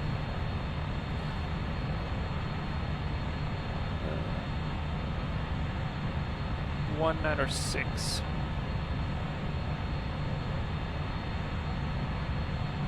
So 196. I should have just scrolled on that way around. 196 set. If I switch to nav 2, I want to set that as well to 196. That is set. And here we have the VLOG 109. Sorry, 108. Oh. 1089. Haven't touched a GNS 430 for a while. 108.9 is set, so we've got nav2 set as well on the standby, which is really good. Oh yeah. Let's go strobe, taxi. Flight controls are all checked. Altitude 2000 is minimum, so we're gonna go to altitude 2000. Barrow. I'm gonna confirm that with VATSIM if it's correct or not. 2966 set. And minimus for us is gonna be 298, so 300. I need to enable the minimus.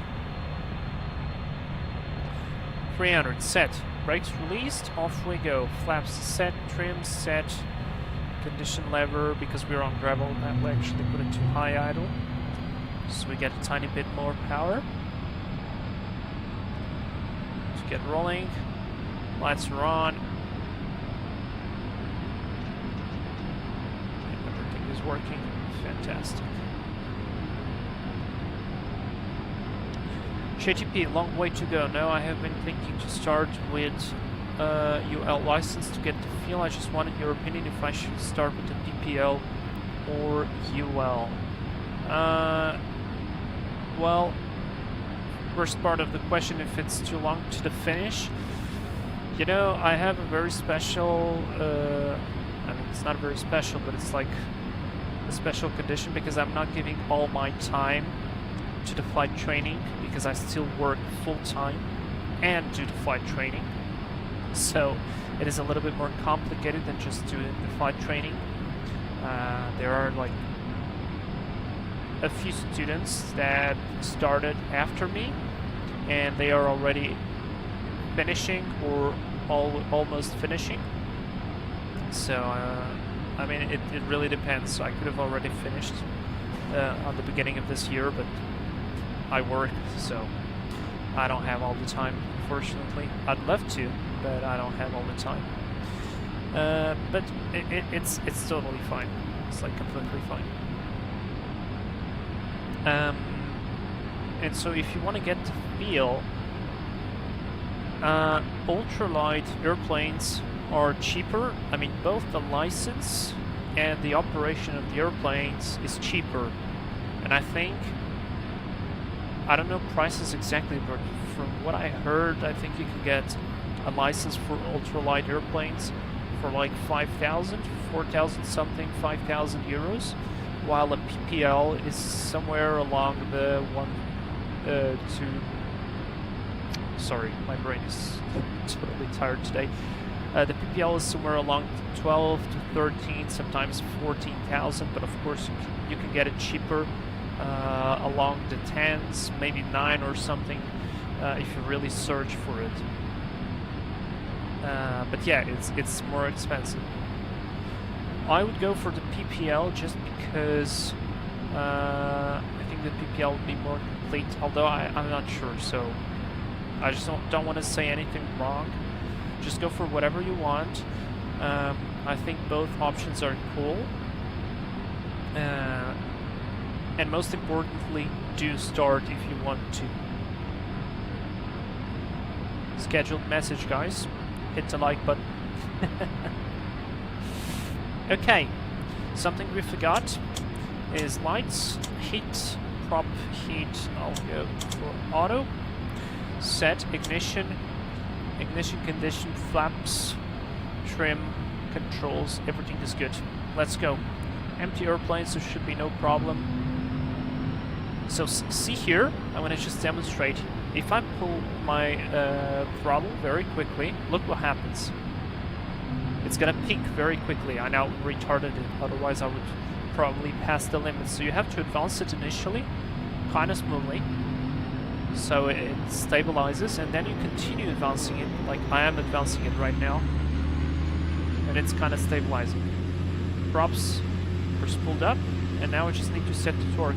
Once the props are up, it usually doesn't peak, so you just have to watch out what is your limitation. It's either the props or the ITT.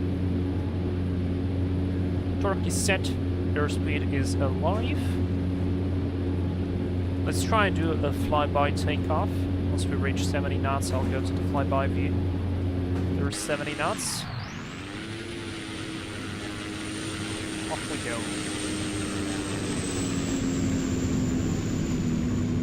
That was quite lovely. Alright. There's 100 knots, flaps up.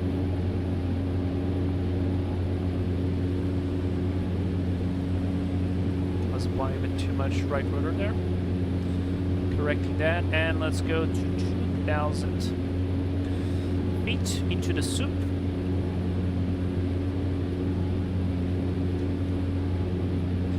And I'd probably like to activate the approach. Activate vectors to final. Exactly. So because the weather is pretty bad, I'm gonna keep the ignition on. Oh, look at that. That was a pretty nice updraft.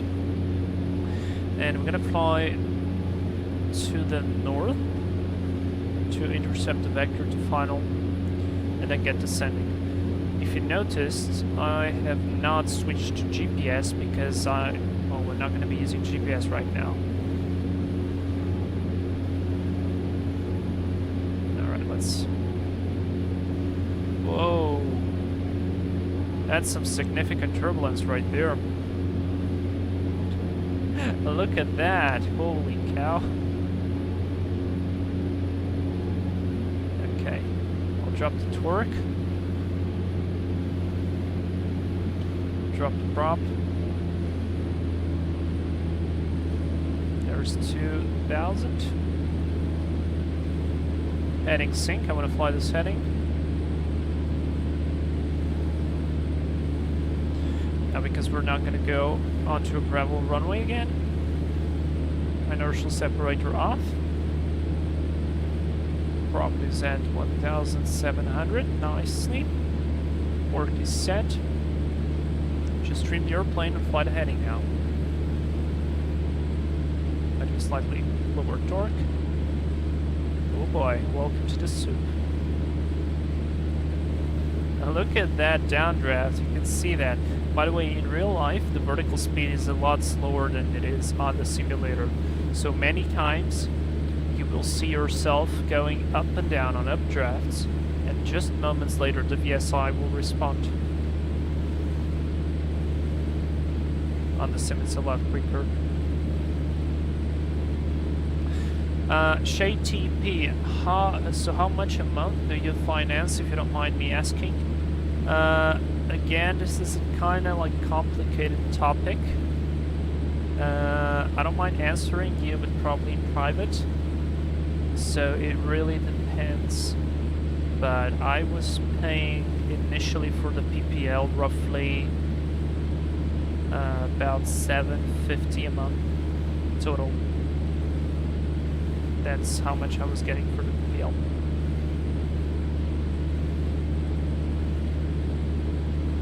But of course I had to pay like the what's the name for it? Like the subscription. The entry fee was 2,500, so my PPL was 12,500. So 2,500 I paid up front initially, and then I was paying 750 for the rest of the time.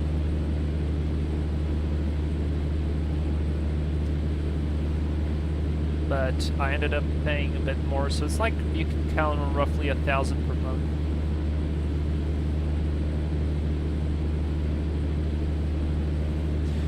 Alright, there's something I want to do. I like this feature of the charts right here, but I don't want it now, so I don't remember what is the option to remove it. But I think it's here, charts, yep, done. So zoom out, I'll just fly like this. Imagine we have a vector. 2,000, speed is good, direction is good. Got a waypoint there, T-bone. We have to be at or above 2,000, but better to be at 2,000 feet. So that's good. Let's actually fly something along heading 050. Let's do 050.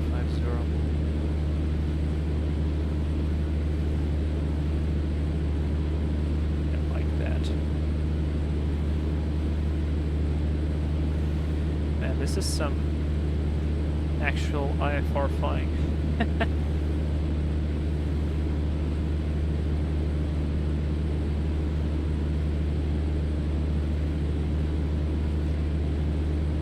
Niels Christensen, hey! Welcome to the live stream, how are you? I'm a little bit tired today, so my expression of phrases and ideas is not completely clean. But it's great to see you here. I hope you're having a good time. So we have just departed our second airport. We are on our third leg. We have one more to go. We're right now flying to Kenai for an ILS runway 20 right, because there's actually quite a low ceiling, quite lower than was forecasted or recorded, if I could say that. So we're going for the ILS because it's going to be the best. JTP. Oh, alright, that's not bad. If I start in a year, then I'm gonna be 18. It's not a bad pace. I'm hoping to get a job offer after if I finish school, like 23rd-ish. Oh, okay. Well, then it's great, because it's really cool. And then you can start building your licenses up. because once you get the PPL, you can start working towards the rest of the stuff. Essentially, this is what most of the people doesn't get.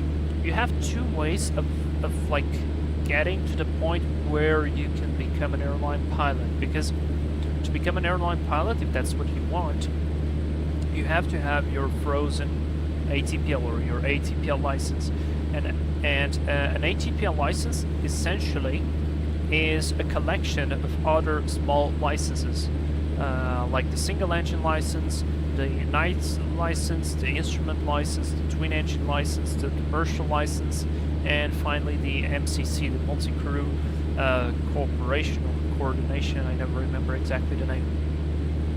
And so when you go to a flight school, most of them will sell you something that's called an integrated ATPL. So what an integrated ATPL, and by the way, I'm speaking about how it works here in Portugal. The integrated is like the fast track to the ATPL. So let's say you have full availability, you have all the time in the world to be concentrated on your studying and your flying.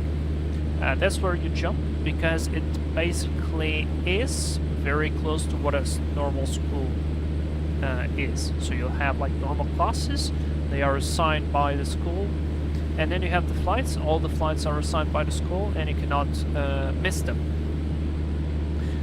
Essentially, what is the problem with this one? It's not a problem because like thousands of people do it this way, but it's a consideration that you have to have in mind. And it is that if something happens with you, you need to remember you must complete your ATPL course in, I don't remember how many months, but I think it's roughly 2 and something years, or like 3 years maximum. If you do not complete it in time, you literally have to restart everything. And that of course means paying. And if you restart everything, that means that whatever you did in the past doesn't count for almost or mostly anything. Of course, you can have like a certain amount of flight hours to be recovered depending on the amount of stuff you did, especially regarding theory and stuff. But you need to remember that, for example, when COVID hit, a lot of people got under the train because of that. Got really hit hard because all of a sudden they could not continue their studies, yet they had to, and then they kind of, well, it was kind of complicated. And it's either you pay again or, yeah, rip. So, but again, like thousands of people did it this way, and it's not a problem. And then there is the modular way, which is the way I am doing, which my school only sells right now. It's the modular way. And basically the modular, you start with a PPL. So you go and do a full-blown PPL course, you have the PPL theory, PPL exams, PPL flying, and you get your license. And what's good about this is that if something happens, whatever you did in the past, whatever happens with your hours, theory, you keep all of that stuff. If you keep it current, it works for you. And that's really good. So let's say, for example, God forbid, you finish your PPL license and you get some health problems, or maybe some crisis, or I don't know, you lose your job, you cannot continue paying for it. Whatever you did previously, you can still keep it. That's really good. So that's why you can just restart.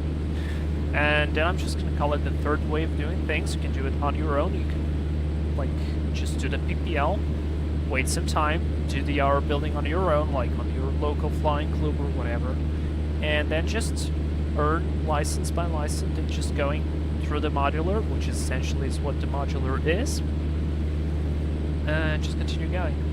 So that sounds like an absolutely viable option.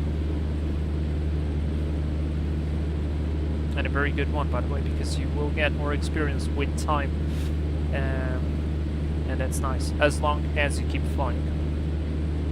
JTP, no problem with the time pose. And Niels Christensen, your brain FPS is down a bit. Oh man, it's not down a bit, it's down significantly. I'm like one of those Intel Pentium CPUs when opening Google Chrome with 20 open tabs and 2 gigabytes of RAM. I'm feeling like that. I'm actually impressed how am I able to maintain the bloody heading right now and the altitude with no outside view and this kind of turbulence. You guys can see that the airplane is going left and right, and it's basically not me. I mean, look, I'm just going to leave the controls now. I'm not going to touch anything. You can see that the yoke is not moving. And I know this Cessna is quite a stable airplane, but look at it go left and right.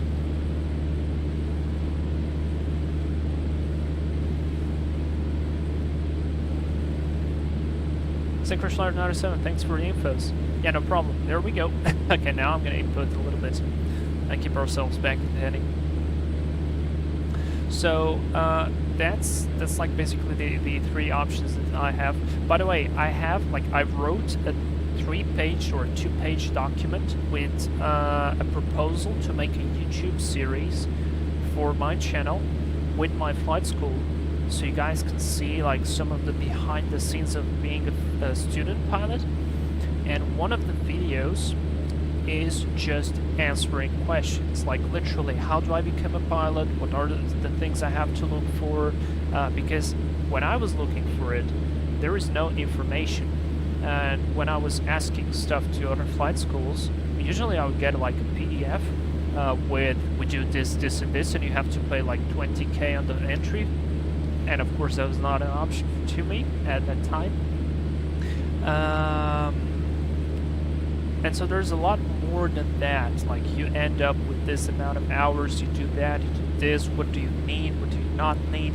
And there will be a video where I will be talking about all of this stuff, because I think it's really important. And I will ask for your feedback before doing the video, because I want to hear your questions. Because you might have very, very good, very valid questions that could be useful to anybody. And I'll try to answer as much as possible about them. So it's really good. Niels Christensen, brains currently running in Pentium 3 legacy mode. Oh yeah, absolutely. Like Windows XP. You know, I can still remember, I was pretty young, but I do remember sometimes when downloading something from the internet and the internet speed was like really low, you had that time prediction where it said like, I don't know, 20 minutes, 1 hour, and I remember it showing like 7 days and something, or sometimes even weeks or years. I'm kinda in that mode today. So, oh boy, we hit a hard one now. Okay, the plane is still flying. Temperature is good. We're not on the negative side of temperatures. That's fine.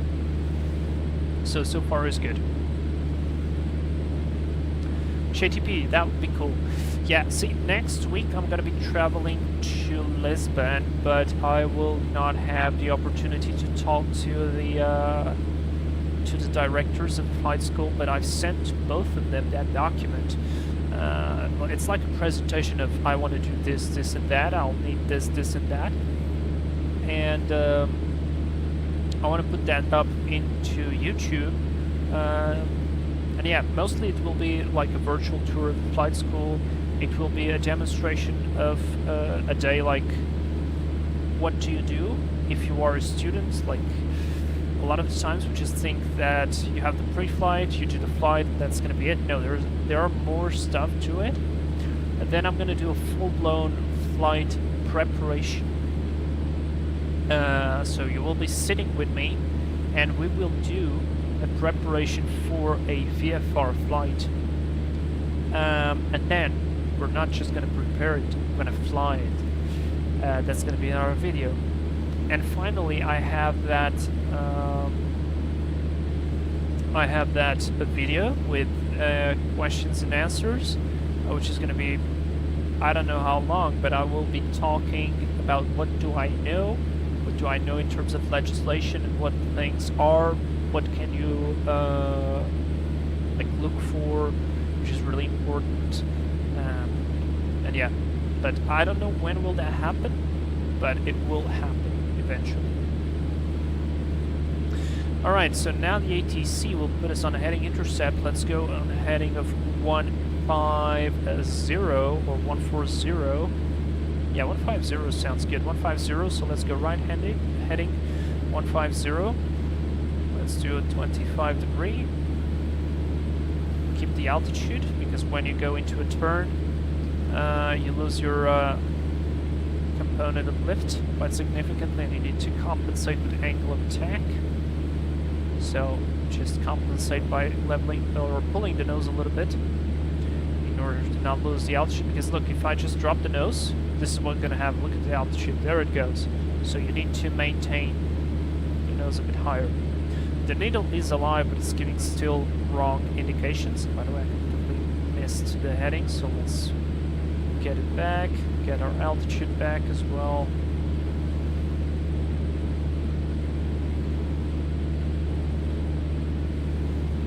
Like that, and perfect. 150. 150 is set. 150, 2000 for the intercept, and I'm gonna just follow the needle once it comes alive, and then just keep going. GTP, I was downloading a GTA for 2 days once. Oh man, I don't even want to think about it. I still remember those times. God damn it. Niels Christensen downloading 265 kilobytes of 391 and 98 kilobytes per second, 1 hour and 36 minutes remaining. Yep, that's literally it. That's how I'm feeling today. So I'm brave enough to hand fly the Caravan in Alaska in this kind of weather. I mean, yesterday was, what, 3 hours and 20 minutes of hand flying the 152? I can live with that. But of course it was not this kind of weather. It was beautiful, clear day, apart from a little bit of fog, which I avoided on the beginning of the flight, and it looked absolutely amazing. I love looking at clouds from above. It's just such an amazing view. Oh, looks like we've got some glide path indication, so that's great. And yeah. That's amazing. Okay, just in case we go missed for our small approach briefing, check the brakes are fine, and in case we go missed, we climb 2,200 on Echo November Alpha VOR DME radio 102 to Dixit, 10 DME and hold. So because we are with the GNS 750, it will, or it can actually load the missed approach procedure. So in that case, I'll just switch to GPS, I'll activate the mist, and just switch to the GPS and fly it. So Cruise Star 97, oh man, you guys are lucky, I once had the infinity sign. Oh boy, really? I didn't know there was such a sign. Wow, that's pretty incredible. Alright, I honestly thought Kenai was a little bit closer, and I also feel like my ATC vectoring capabilities are not as good as the real ATC, so I probably vectored myself quite far away. Or I could have just done a procedure turn, although it's not published, so I could not do it. I mean, I could do it for training purposes, but fine. Okay, the needle is well alive, so soon. Oh, that's a nice downdraft. The needle is nice and alive, so we're gonna start intercepting soon the localizer. Okay, let's start the turn so we don't overshoot it. Sync the heading. 906 set. Whoa, don't descend. There we go. Look at that. That was pretty good. Wind is coming from the back, 2 knots. From the left, not too bad. There we go. On the localizer. Beautiful stuff. Now just waiting for the glide slope indication. I'm gonna use the because this is a 3-degree glide slope. I'm just gonna use the normal trick to get the 3 degrees descent. And guys, if you guys don't know, you just watch for your ground speed. In this case, our ground speed is roughly 150 knots. We add a 0, so that will be 1,500, and then we'll divide that by 2. That will be minus 750. So roughly minus 700 on the vertical speed will keep us very nice and stable on the glide path.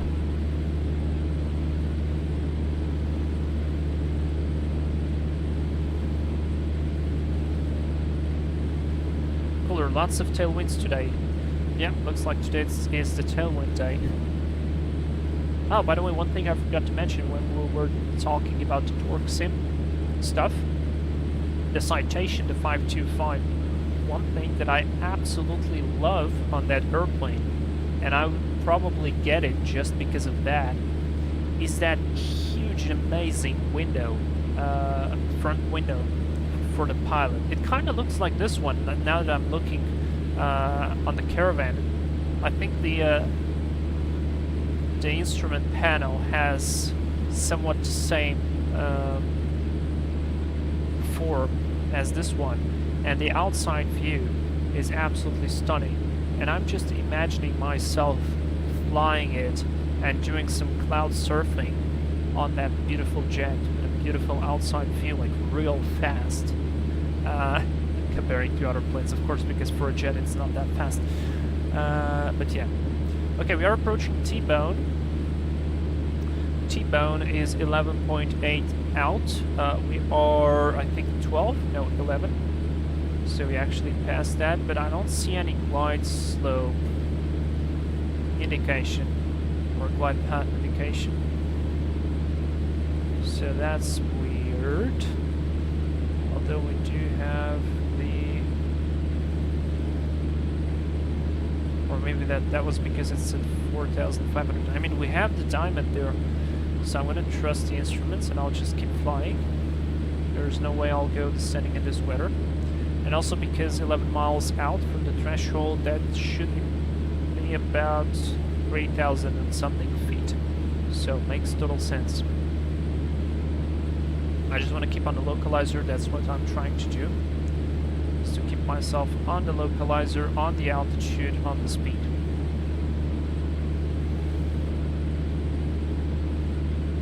Ah, there we go. Glide slope is alive. And this instrument is kind of small. Hard to see.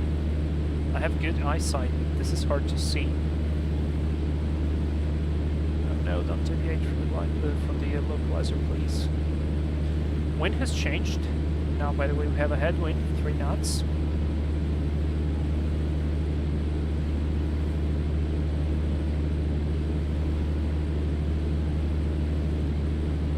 Ground speed still 146. Okay, there we are, and once we get there, I'll just decrease the power a little bit, and I want to put the props forward, because this is what will change mostly the flying characteristics. Okay, here we go, on the localizer, on the glide path. I don't want to go too fast, I want to go too slow. We are 6 miles out.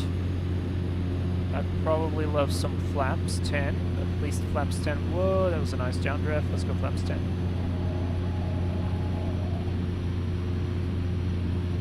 That's some turbulence. Holy shit. Yeah, see the way the vertical speed works here, it would not be like this on the real life. It would be a lot slower. Like, a lot slower. Okay, winds are increasing.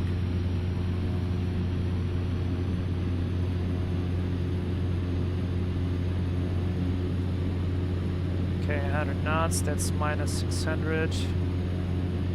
Oh boy, it is really turbulent out here. But we have not deviated yet.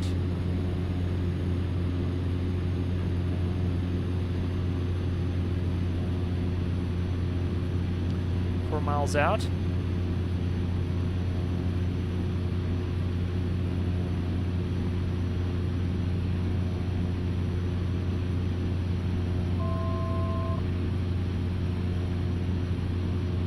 Okay, it's a little bit calm now, calmer, a little bit quieter. Never mind, that was a downdraft.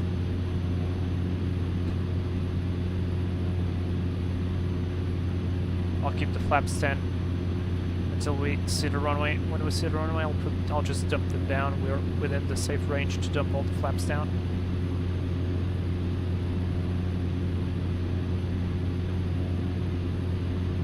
It's starting to push us a little bit to the right. We're knots of crosswind. Oh boy, there's the runway. Holy cow. 500. Checked. Ooh. One white, one red. Beautiful. Let's go full flaps. At this point, we're visual, so I don't mind getting a little bit high.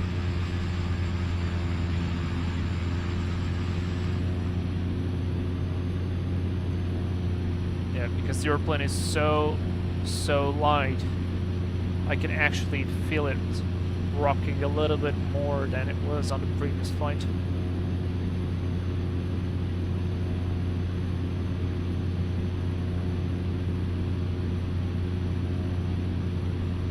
Why is it lagging now? Like, this is a problem with X-Plane and its bloody runways, is that it's just lagging when I get closer to the runways. Like, why?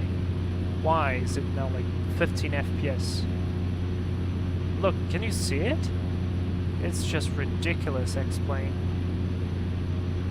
Oh my god, guys, I'm terribly sorry.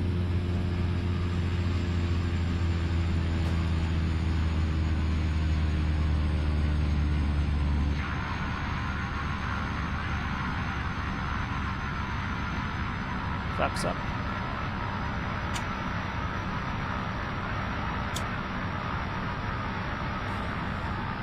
Oh my god. That was really terrible though. Okay, condition on low idle.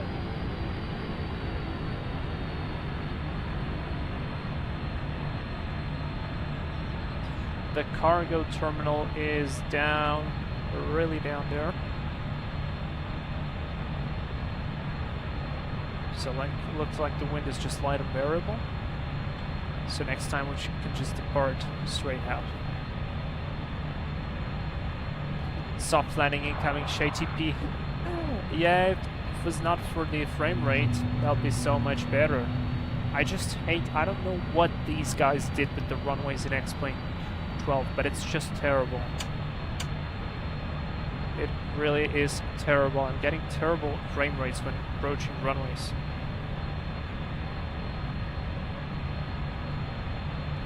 We vacated here on Echo. There's nobody here because, well, we are offline. Strobe lights off. Oh, I feel like I was flying with the transponder in standby mode. That's my mistake. This is Christensen, I don't recognize that issue at all.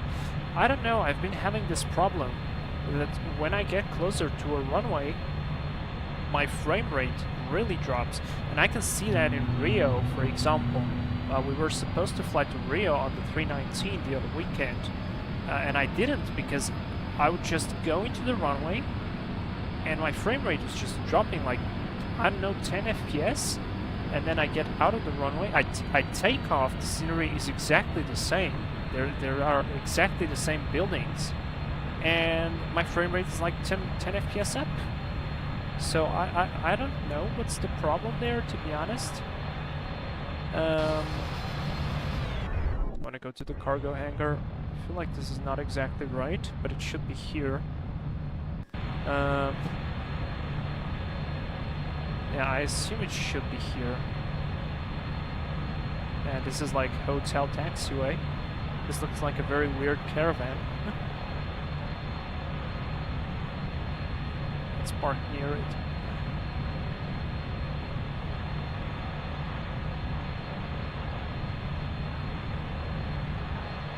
Actually, you know what? I'll just do this.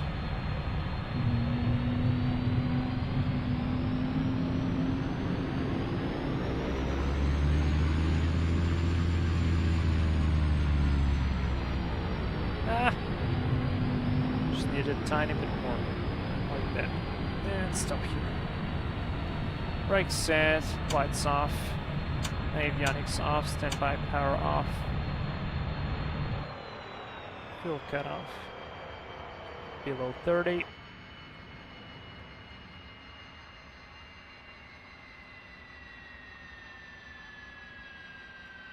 Boost pump off, treat the gen, beacon off, nav, battery. Bloody hell, forgot about the heating again. Whew. Alright. Good flying though, thank you man.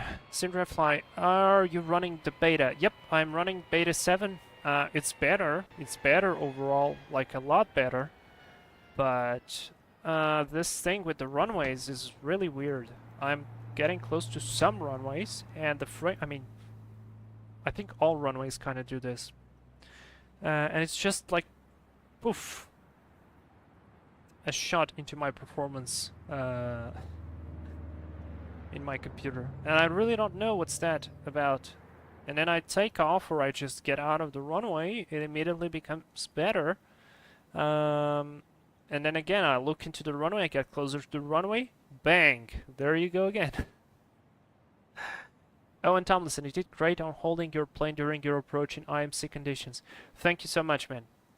JTP, maybe VRAM issue. Yeah, maybe my poor RTX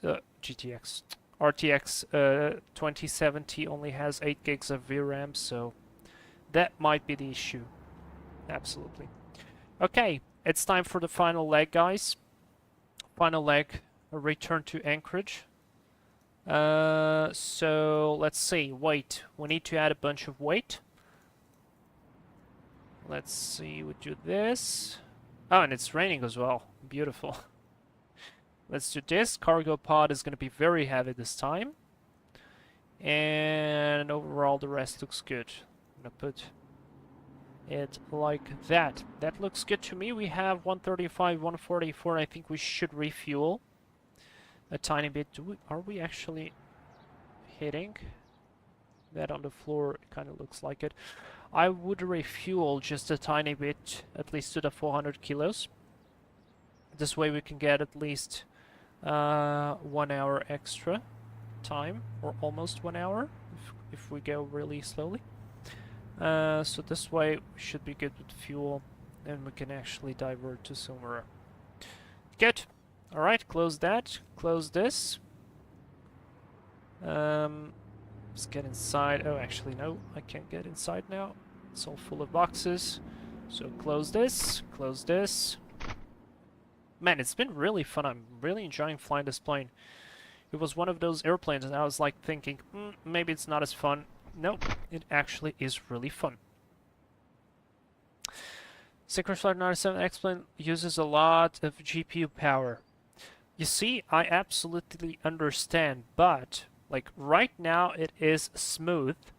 Let me go into my task manager and let's have a look at how is my X-Plane load. So look, GPU is 72 degrees. I don't hear the fans running at max speed at all. Look, it's, yeah, it's close to the maximum, but it's not close to the maximum. GPU is sitting at 34 to 50% load. I'm gonna see how this looks on the runway. Maybe that's the problem. We'll see.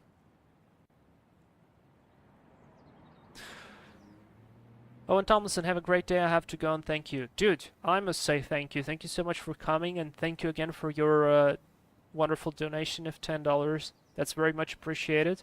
Have a great rest of weekend and a great week ahead. I hope to see you on the next live, man. Thank you again. Bye-bye. Cooler, maybe I should get this one someday. I think you should. It is really fun to fly. Very simple, yet very nice. Okay, we've got battery that. We've got the fuel in, just making sure that the fuel here is balanced. It is correctly. Nice. Let's go. Inertial separator not required. That is set. Beacon light is on. We need to shout clear prop just in case. So I'll open the window, shout clear prop, but because it's raining, I'm going to close it immediately. Standby power on. Boost pump on. Starter on. There's 12%. There goes the ITT. T1, starter cut off. ITT rollback. Fuel boost to normal. Avionics on.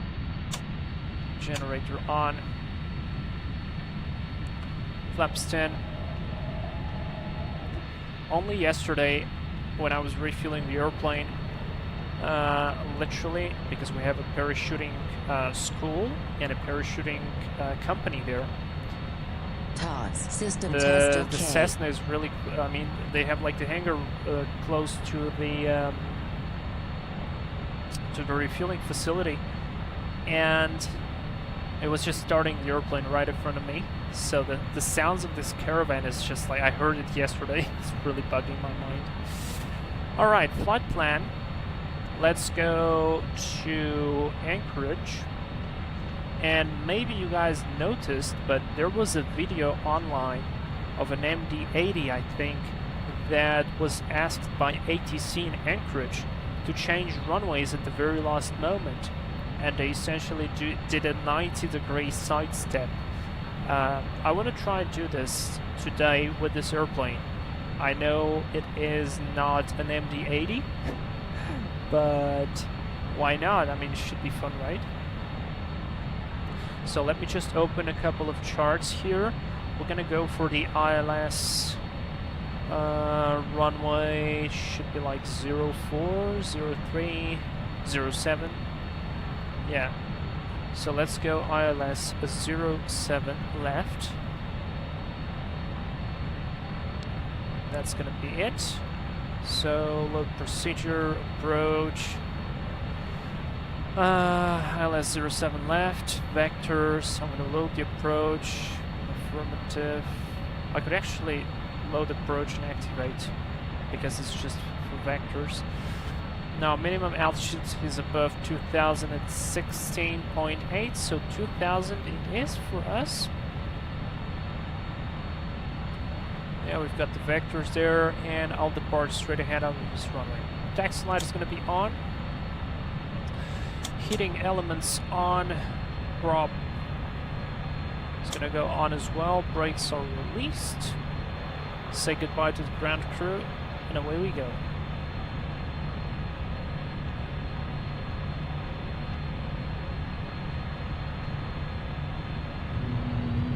I was adding power, it was not doing anything. Kind of freaked out there. Okay, let's go there to the left. Reverse is checked. Oh, did you notice? This is really a really nice detail, because when you apply reverse, the air around your airplane changes. So look, the yoke actually moves with that, but as soon as you restore the normal power, it changes. That is very realistic. Awesome. Oh, there's another Caravan right there. I mean, this is all static, but it looks cool. See, again, I'm approaching the runway. There goes my frame rate. Like, why? Why? Let's go altitude reporting on. Oops. And we don't have our call sign correct. November 81 Echo.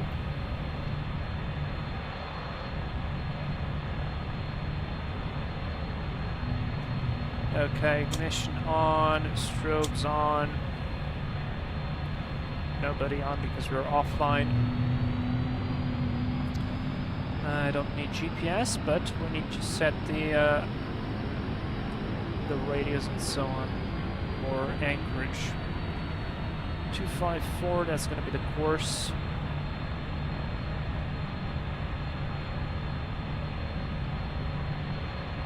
clear left, clear right. 254 is set.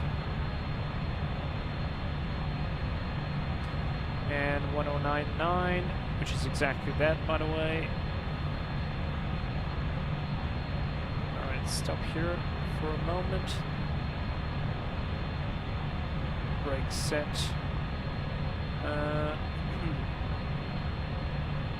1099 set. Nav 2, let's change the course as well.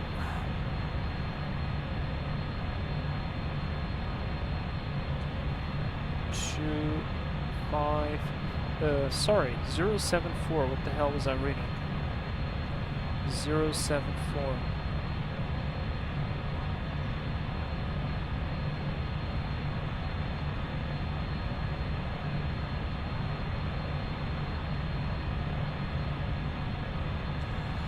Set and done, and minimums on that approach is 150 on Cat 1, not bad.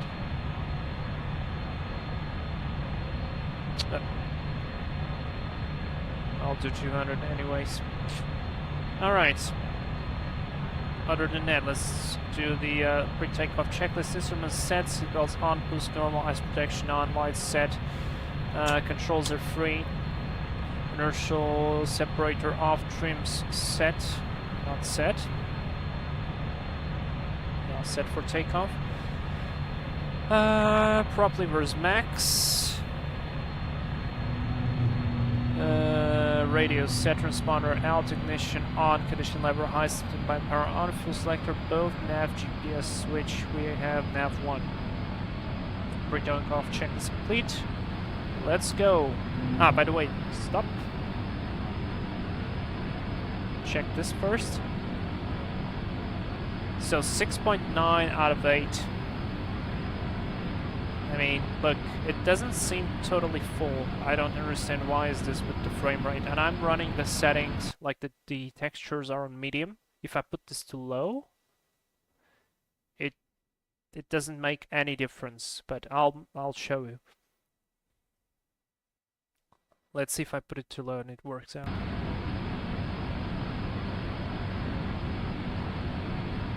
Yeah, see? No difference. It still lags. Like, it still isn't smooth. So I don't understand. It's like, I changed my settings. You can see it's still not smooth. I changed my settings and it basically, it stays the same no matter the world object density, no matter the vegetation density, no matter that. My frame rate is always kind of Now explain is loading now. That's fine. Got the CPU spike. Done. Okay, let's go guys. Let's pull the props.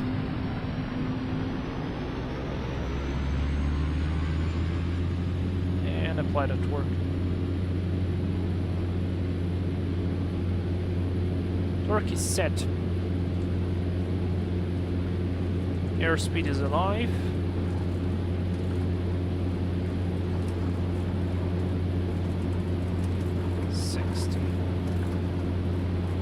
There's 70. There's 80. Rotate.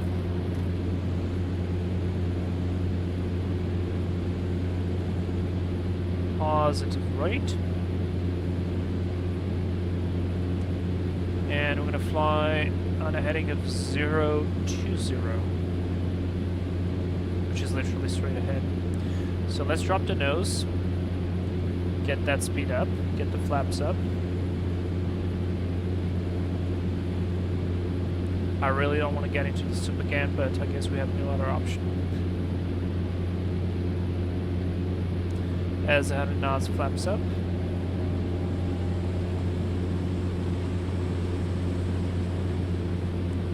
Keep the climb.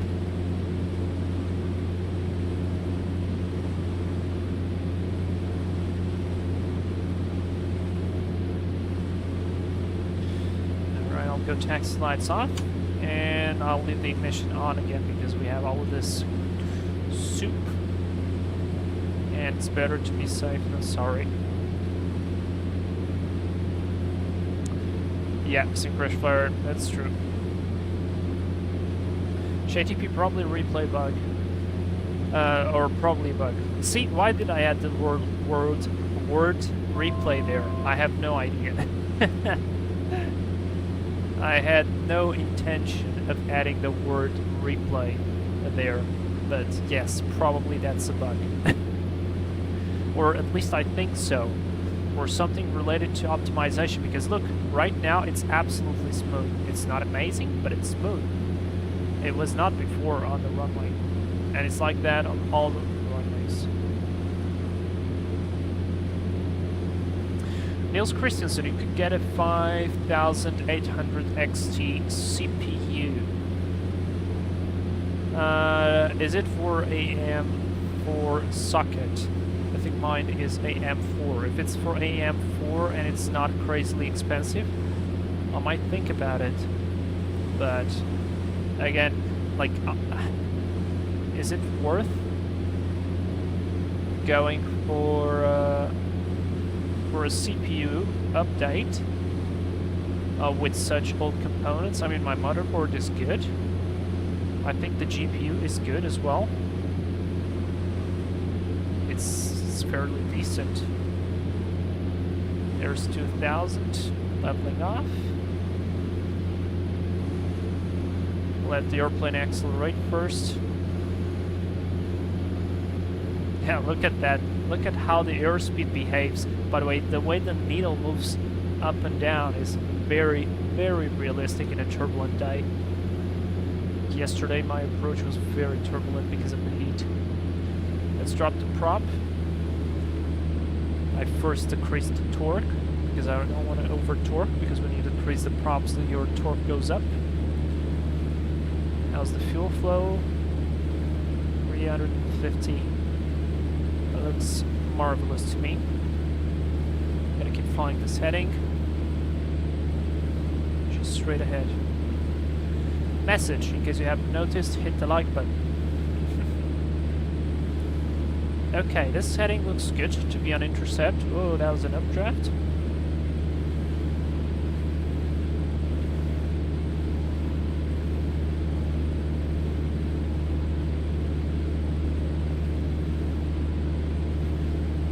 Alright, there's 2000. Trim the airplane for this altitude, this speed, and this attitude as well.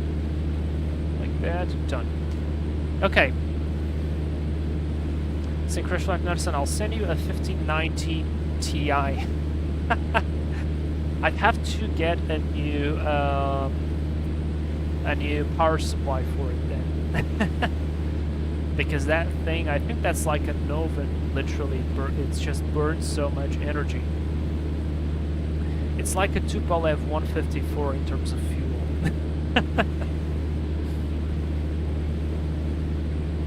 Niels Christensen X-Plane doesn't care so much for X3D CPUs.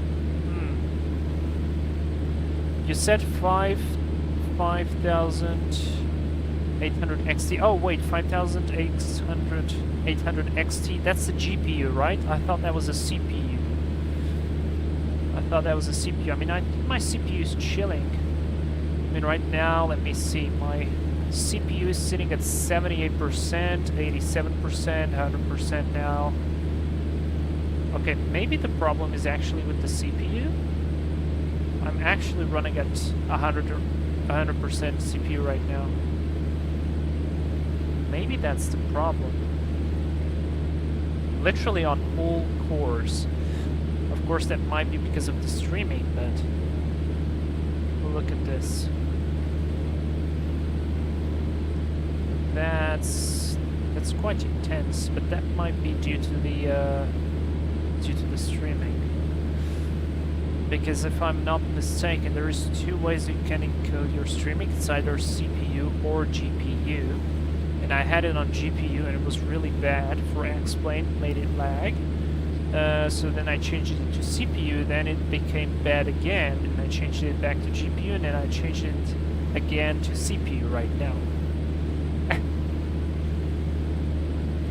chilling at 100%. Yeah, I was not expecting that.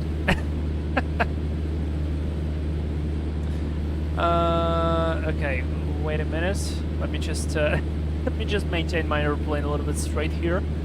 Reading the chat, flying IFR in turbulence in Alaska is definitely a next level of challenge. So, JTP, I think it's the best one for AM4 apart from the 3D cache one. Okay. That'll do all the CPU side as far as AM4 can push it. X3D is great for gaming, but perhaps XP would run a little bit faster. Here, if I got a 580 XT instead of the X3D, games generally, however, benefit greatly from X3D. Okay. Wait, what GPU do you have again, Niels? I have a 2070 RTX, 8 GB. It's been already probably more than 5 years, probably like, I want to say 7 years? No, not 7. 5 years, definitely 5 years. Yeah. And it's not giving me any problems again. Really good for editing. Really fast on that side. Niels Christensen's rank is what graphics card? 2070 RTX.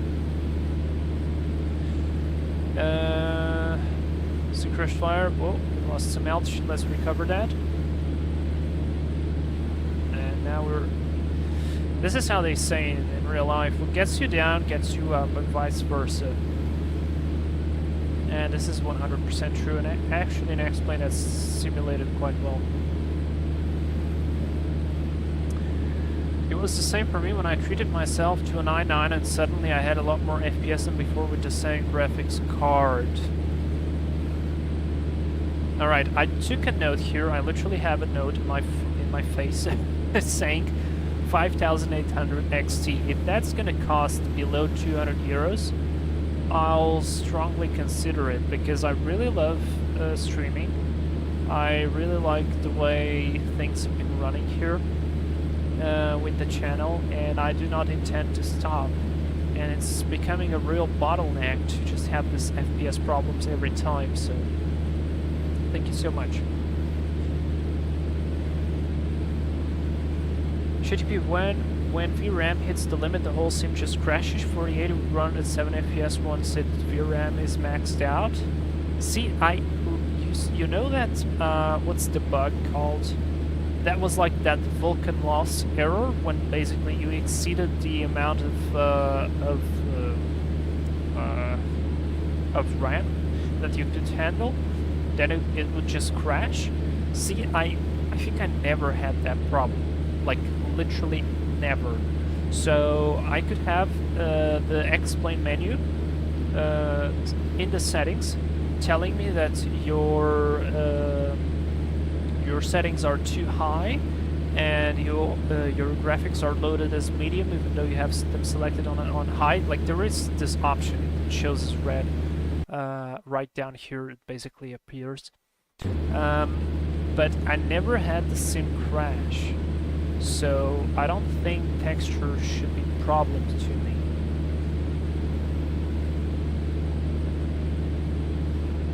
Ms. Christensen, 2070, 8 gigs, okay, thanks. 8 gigabytes is pushing it in 2015. Yep, I know. I think 16 gigs is the new base. But at the time, the 2070, when I bought this, the 2070 was like not on like top card, but up with the top cards. So Crash Flyer, how much RAM do I have? 32 gigs. 32 gigs. Yeah, 32 gigs. You can see it here.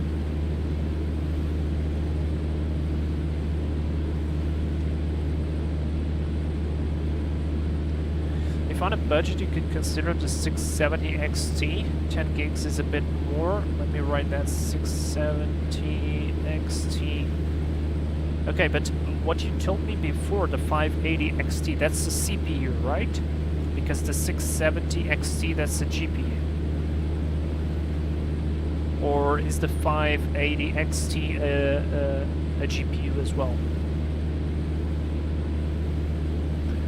JTP is not crashing, it just slows down to 7 FPS once. Oh boy, what a lovely number for FPS. Absolutely staggering. McLaren of performance.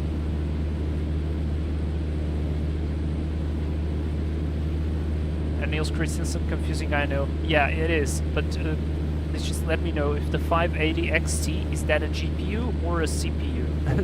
Just so I can take notes. Niels Christensen, hold on, I'm gonna troll you a tad, blame AMD. Oh, I see where this is going. Alright, I'd really love to get out of this mess and just enjoy some Alaskan scenery, but 580 XT is a CPU, thank you. Alright, I took the note. It's here. So, it's fine. You know what, by the way, I'm really regretting not having a little nav map open so we can actually see our track. But so far, I mean, look at that, it's me maintaining runway heading forever until we catch that ILS. That was a strong downdraft, and now a strong updraft. Let's correct that. Keep that to 1,000 feet. At least I feel like it is a little bit more stable than it was before. And it's raining. I mean, I can see the rain hitting the windscreen.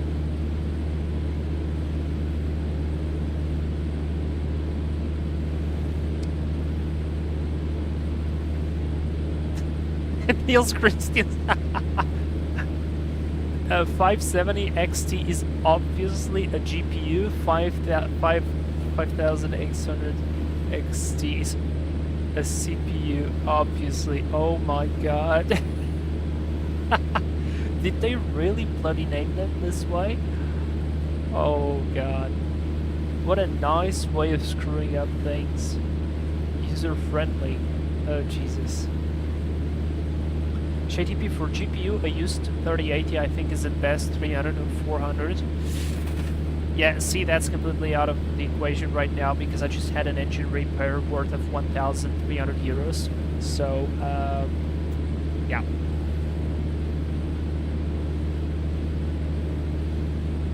Niels Christensen, 670 XT is a GPU, about 20% faster than the 2070, so maybe not that much an upgrade. Yeah, 20% is not as much. I would be looking for something more. That's the thing. When I was looking, there is a website, I think it's called Passmark. Yeah, Passmark. And they basically test a bunch of CPUs and GPUs, and you have like ratings for literally anything you can imagine. And I was looking on something that was a worthy upgrade to the 2070 without breaking my bank. And basically, whatever entry level that you have right now is like really not that significantly better than the 2070. Like, it is better, of course, but not crazy. Like, the improvement is not much, and spending a lot of cash on a 20% improvement, while it's not bad, it's like it's not right now. So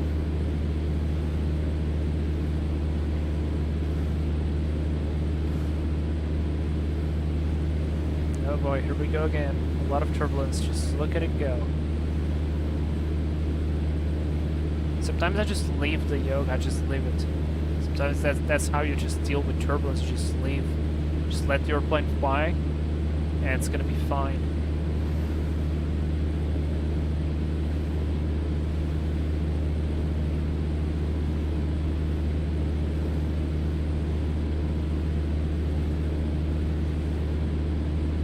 In all fairness, there never was a 580 5800 XT GPU. Would have bought that instead of the otherwise quite good 5700 XT. Okay. Feld. Whoa, whoa, whoa, whoa, whoa, whoa. I got really distracted there. Stand by, let me stabilize the airplane. Bill Jagger, I hope I pronounced your name correctly. Welcome to the live stream first. I think I never catch the comment from you, so great to see you here. You can add command inline parameters to Steam launch. Options for X-Plane 12 that can potentially help with your CPU spikes. I am not running the Steam version of X-Plane 12. I'm running the standalone one. By the way, the needle is alive, but I think we will lose it again soon. It really looks like the turbulence is hitting really hard in this area. Let me see what is the QNH in Anchorage. 20968. That's set. And how are the winds? Scattered 5,800, broken 10,500, visibility more than my wind plan to variable. So what the hell is this weather right down here? But thanks for the suggestion, man. I don't know, I just think they really need to fix this. Either the way how the scenery is displayed, or I don't know, maybe some other ways of optimizing the sim. I'm sure they're working on it, but... And I think, like, yes, I have old components in my computer, but everybody would benefit from a more optimized computer, especially if they want to sell X-Plane to certified users, like to flight schools and so on, because it's really, really, really important to have those running smoothly. Oh, and looks like the weather is finally clearing out. Yay! We got out of the soup for a little bit. Ooh, Jesus Christ! I'm still hand flying the plane, by the way. Should be catching the needle in any moment. Needle is alive. Let's turn inbound.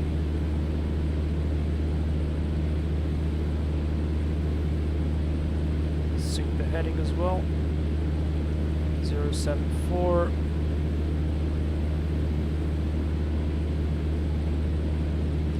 Put myself a little bit closer to the instruments. But I still want to do that that side step 90 degrees. I know we are in a turboprop, so that will be absolutely no problem. But still should be cool. Quite challenging.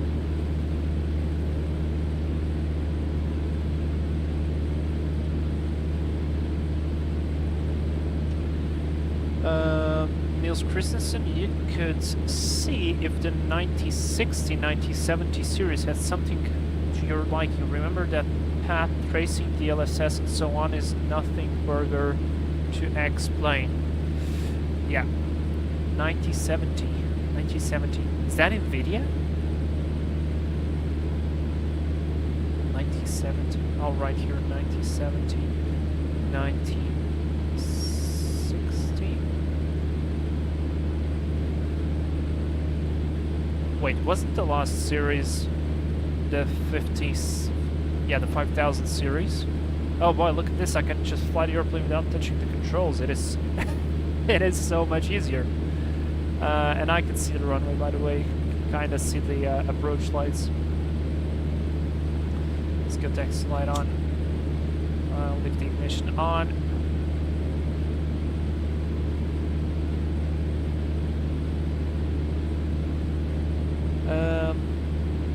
Yes. JTP, I'm saving for the 9070 XT and the R7803 XT, so in like 3 months you'll see me flying again. JTP, that sounds really cool. Niels Christensen, I used the 570 XT, served me pretty well until I decided I needed 16 gigs. RX 780 XT now. Okay. Niels Christensen, should be something to look forward to. Pel Jagger, when will you make another video with the beautiful Tupolev 134A and maybe the KLN 90B? So about the KLM 90B, I'm not so sure because I'll probably never learn it because it's just becoming like too much stuff to remember, and it's just like not right now, especially because I am now doing an instrument rating. I have to learn like the Garmin 1000 and all that stuff, but like really did not sim level, actually real life level, and so probably not so. I don't know. I don't know. Now regarding the 134, I do have an idea to make, but I'm not sure when I will fly because I flew it relatively recently. I usually prefer to make different types of content each time, so we have a various amount of stuff. Okay, here comes the glide path. I see the runway, kind of. It will probably disappear in a moment. But I'll start a shallow descent and start slowing down for that flaps 10. And still keep on the localizer. So let's say at 500 feet, the ATC will ask us to sidestep or to go for the runway, for the other runway, which is going to be runway... it's going to be runway 33, and so all of a sudden you just have to go for runway 33. Oh, beautiful weather, look at this. Oh man, and now the airplane is just flying so stable.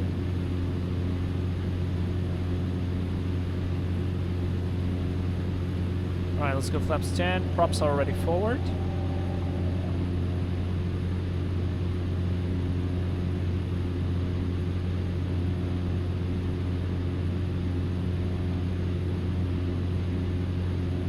Maybe 500 is too low. Yeah, elevation is 300. No, 500 is too low. Let's go 1,000. Yeah, 1,000. 1,000. We do the side step. Oh.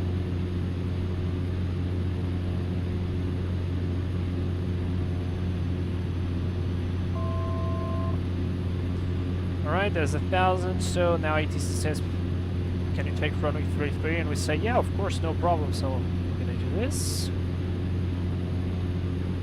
I'm gonna keep some altitude, but lose some speed because the slower we go, the less space we take with turning. So let's keep here the 800 feet. Do it like that. Let's go flaps 20.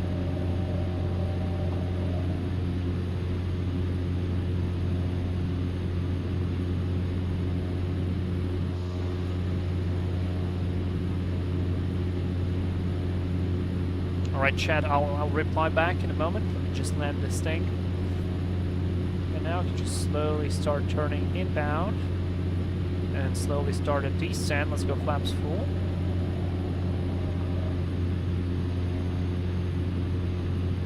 Go back to that FedEx ramp.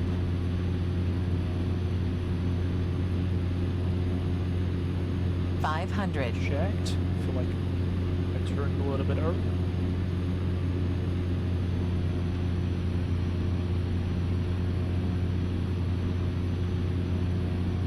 Slow down to that 90 knots.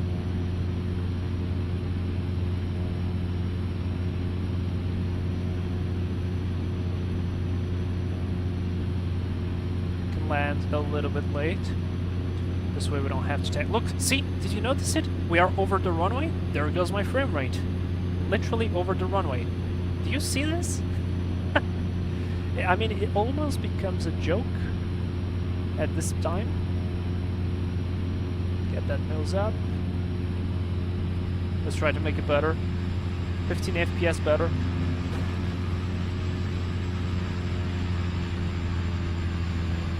Flaps up. A bit of reverse. Yeah, you see that? And now it's good again. I'm like, why? Why with the runways? It's something with the runways. Ignition off. Lights off. Flaps are up.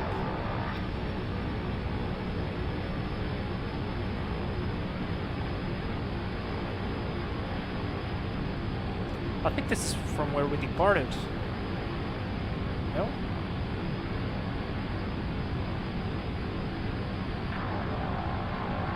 I don't understand how fast are we going.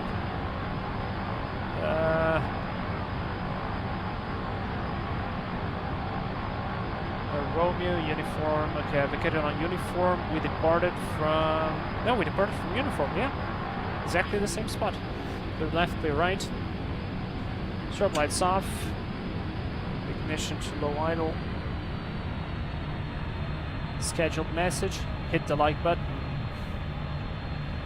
Okay, now go back here. Stand by. Very good, I can disengage all the heating elements.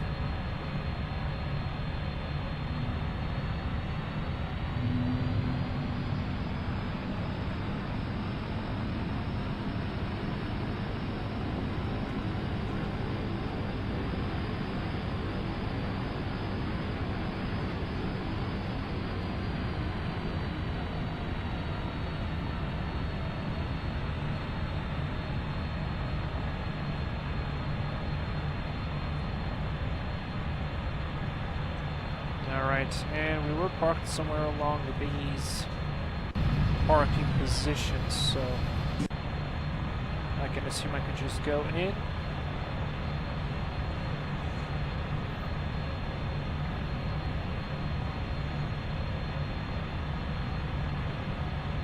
Yeah, and turn around.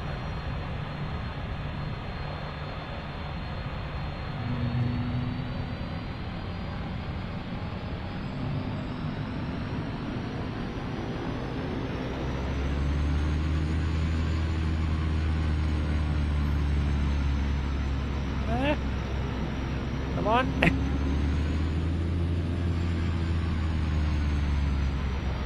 Alright. Brakes are set, taxi light off. That is set, Stream is set for takeoff.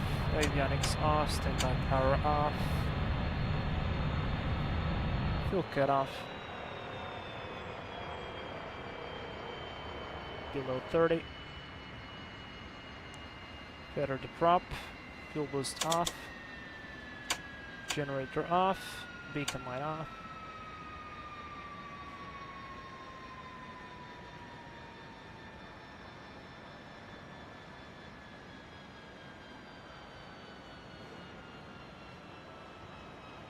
And let's go. Nav light off, battery off. Woo! Alright. Open the doors so the guys, the ground crew, can start unloading the airplane. Let's do some clutter, and where is it? Forklift. That's done. Alright, wait, explain map. I want to see how this approach looks. Yeah, look at that. That was pretty good. Straight line, even with all that turbulence. And look at this approach. That was cool. That was really cool. Alright, literally the best weather is right here in Anchorage. From all the places where we flew, it was pretty terrible. Right here it is pretty decent. Okay, let me catch up with the chat. So Felt Jagger, I replied to you about the 134.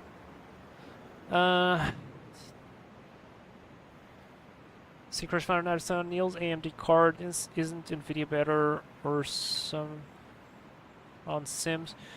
960 XT has 16 gigs to memory reserves, and there are rumors about 98 and 90, but AMD are quiet so far. Okay, NVIDIA would probably offer something on Microsoft, but they are very overpriced. Yeah, true. And drivers are currently not very good from what I hear. Oh yeah, people are melting their power supply cables. Prices of hell sometimes. Sim Crash Fire 97, that's true. Even AMD's latest offerings has just hit MSRP. For a moment I thought that was a straight to apron approach. That could be.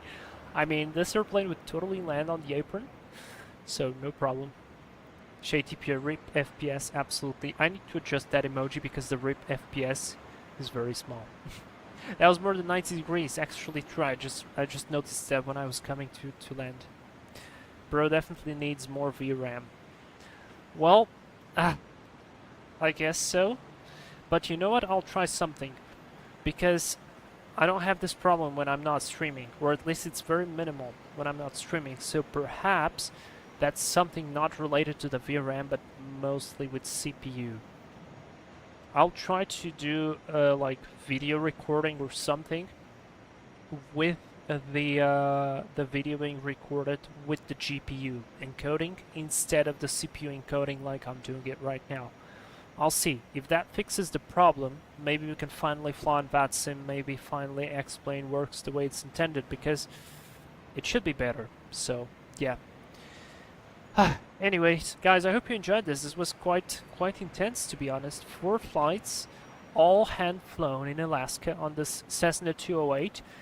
The more I fly this airplane, the more I like it. It's really cool. You can basically go almost anywhere with it. Dirt runways, gravel runways, mountain flying, snow flying. You have a lot of customization options. Oh, I forgot to mention, of course, you can go to the beach with it, as we did. So it was really fun. Thank you guys for suggesting to fly in Alaska. I had this flight in my flight box for a while, and it's good to be finally completed. So that's great. I'm not sure what will come next week. I really want to make that video on the BA-146, but I'm not sure how is going to be the weather. I mean, I know how it's going to be the weather. It's going to be pretty crappy. Where I want to fly. Basically, last Friday and Saturday it was amazing, like literally clear skies, sunny. Guess what? I was flying in real life. I was away, so I could not film it. I could not record it. So and now it's back again to the crappy weather because it's winter in the southern hemisphere. So probably what will happen is I'll have to risk it and fly with a slightly worse weather than I'd like to, and just hope that the ceilings reported are actually enough to make the GPS approach into there. But anyways, we'll see. JTP Portugal is playing in 40 minutes. Oh, cool. I didn't know. Who are they playing against? Yeah. Actually, I think my colleague from home is gonna watch the game. Yeah, guys, I'm gonna take some rest. Thank you for coming by and enjoying the live stream. Hit the like button. We're gonna see you next week. I wish you a great time. Thanks again. You guys are the best. Love you. See you. Bye-bye. And thank you for all these suggestions. I will be looking for something new. We'll see. That's gonna be cool. JTP Spain Nation Finals. Ooh. Wow. Okay. So it's a big game. We'll see.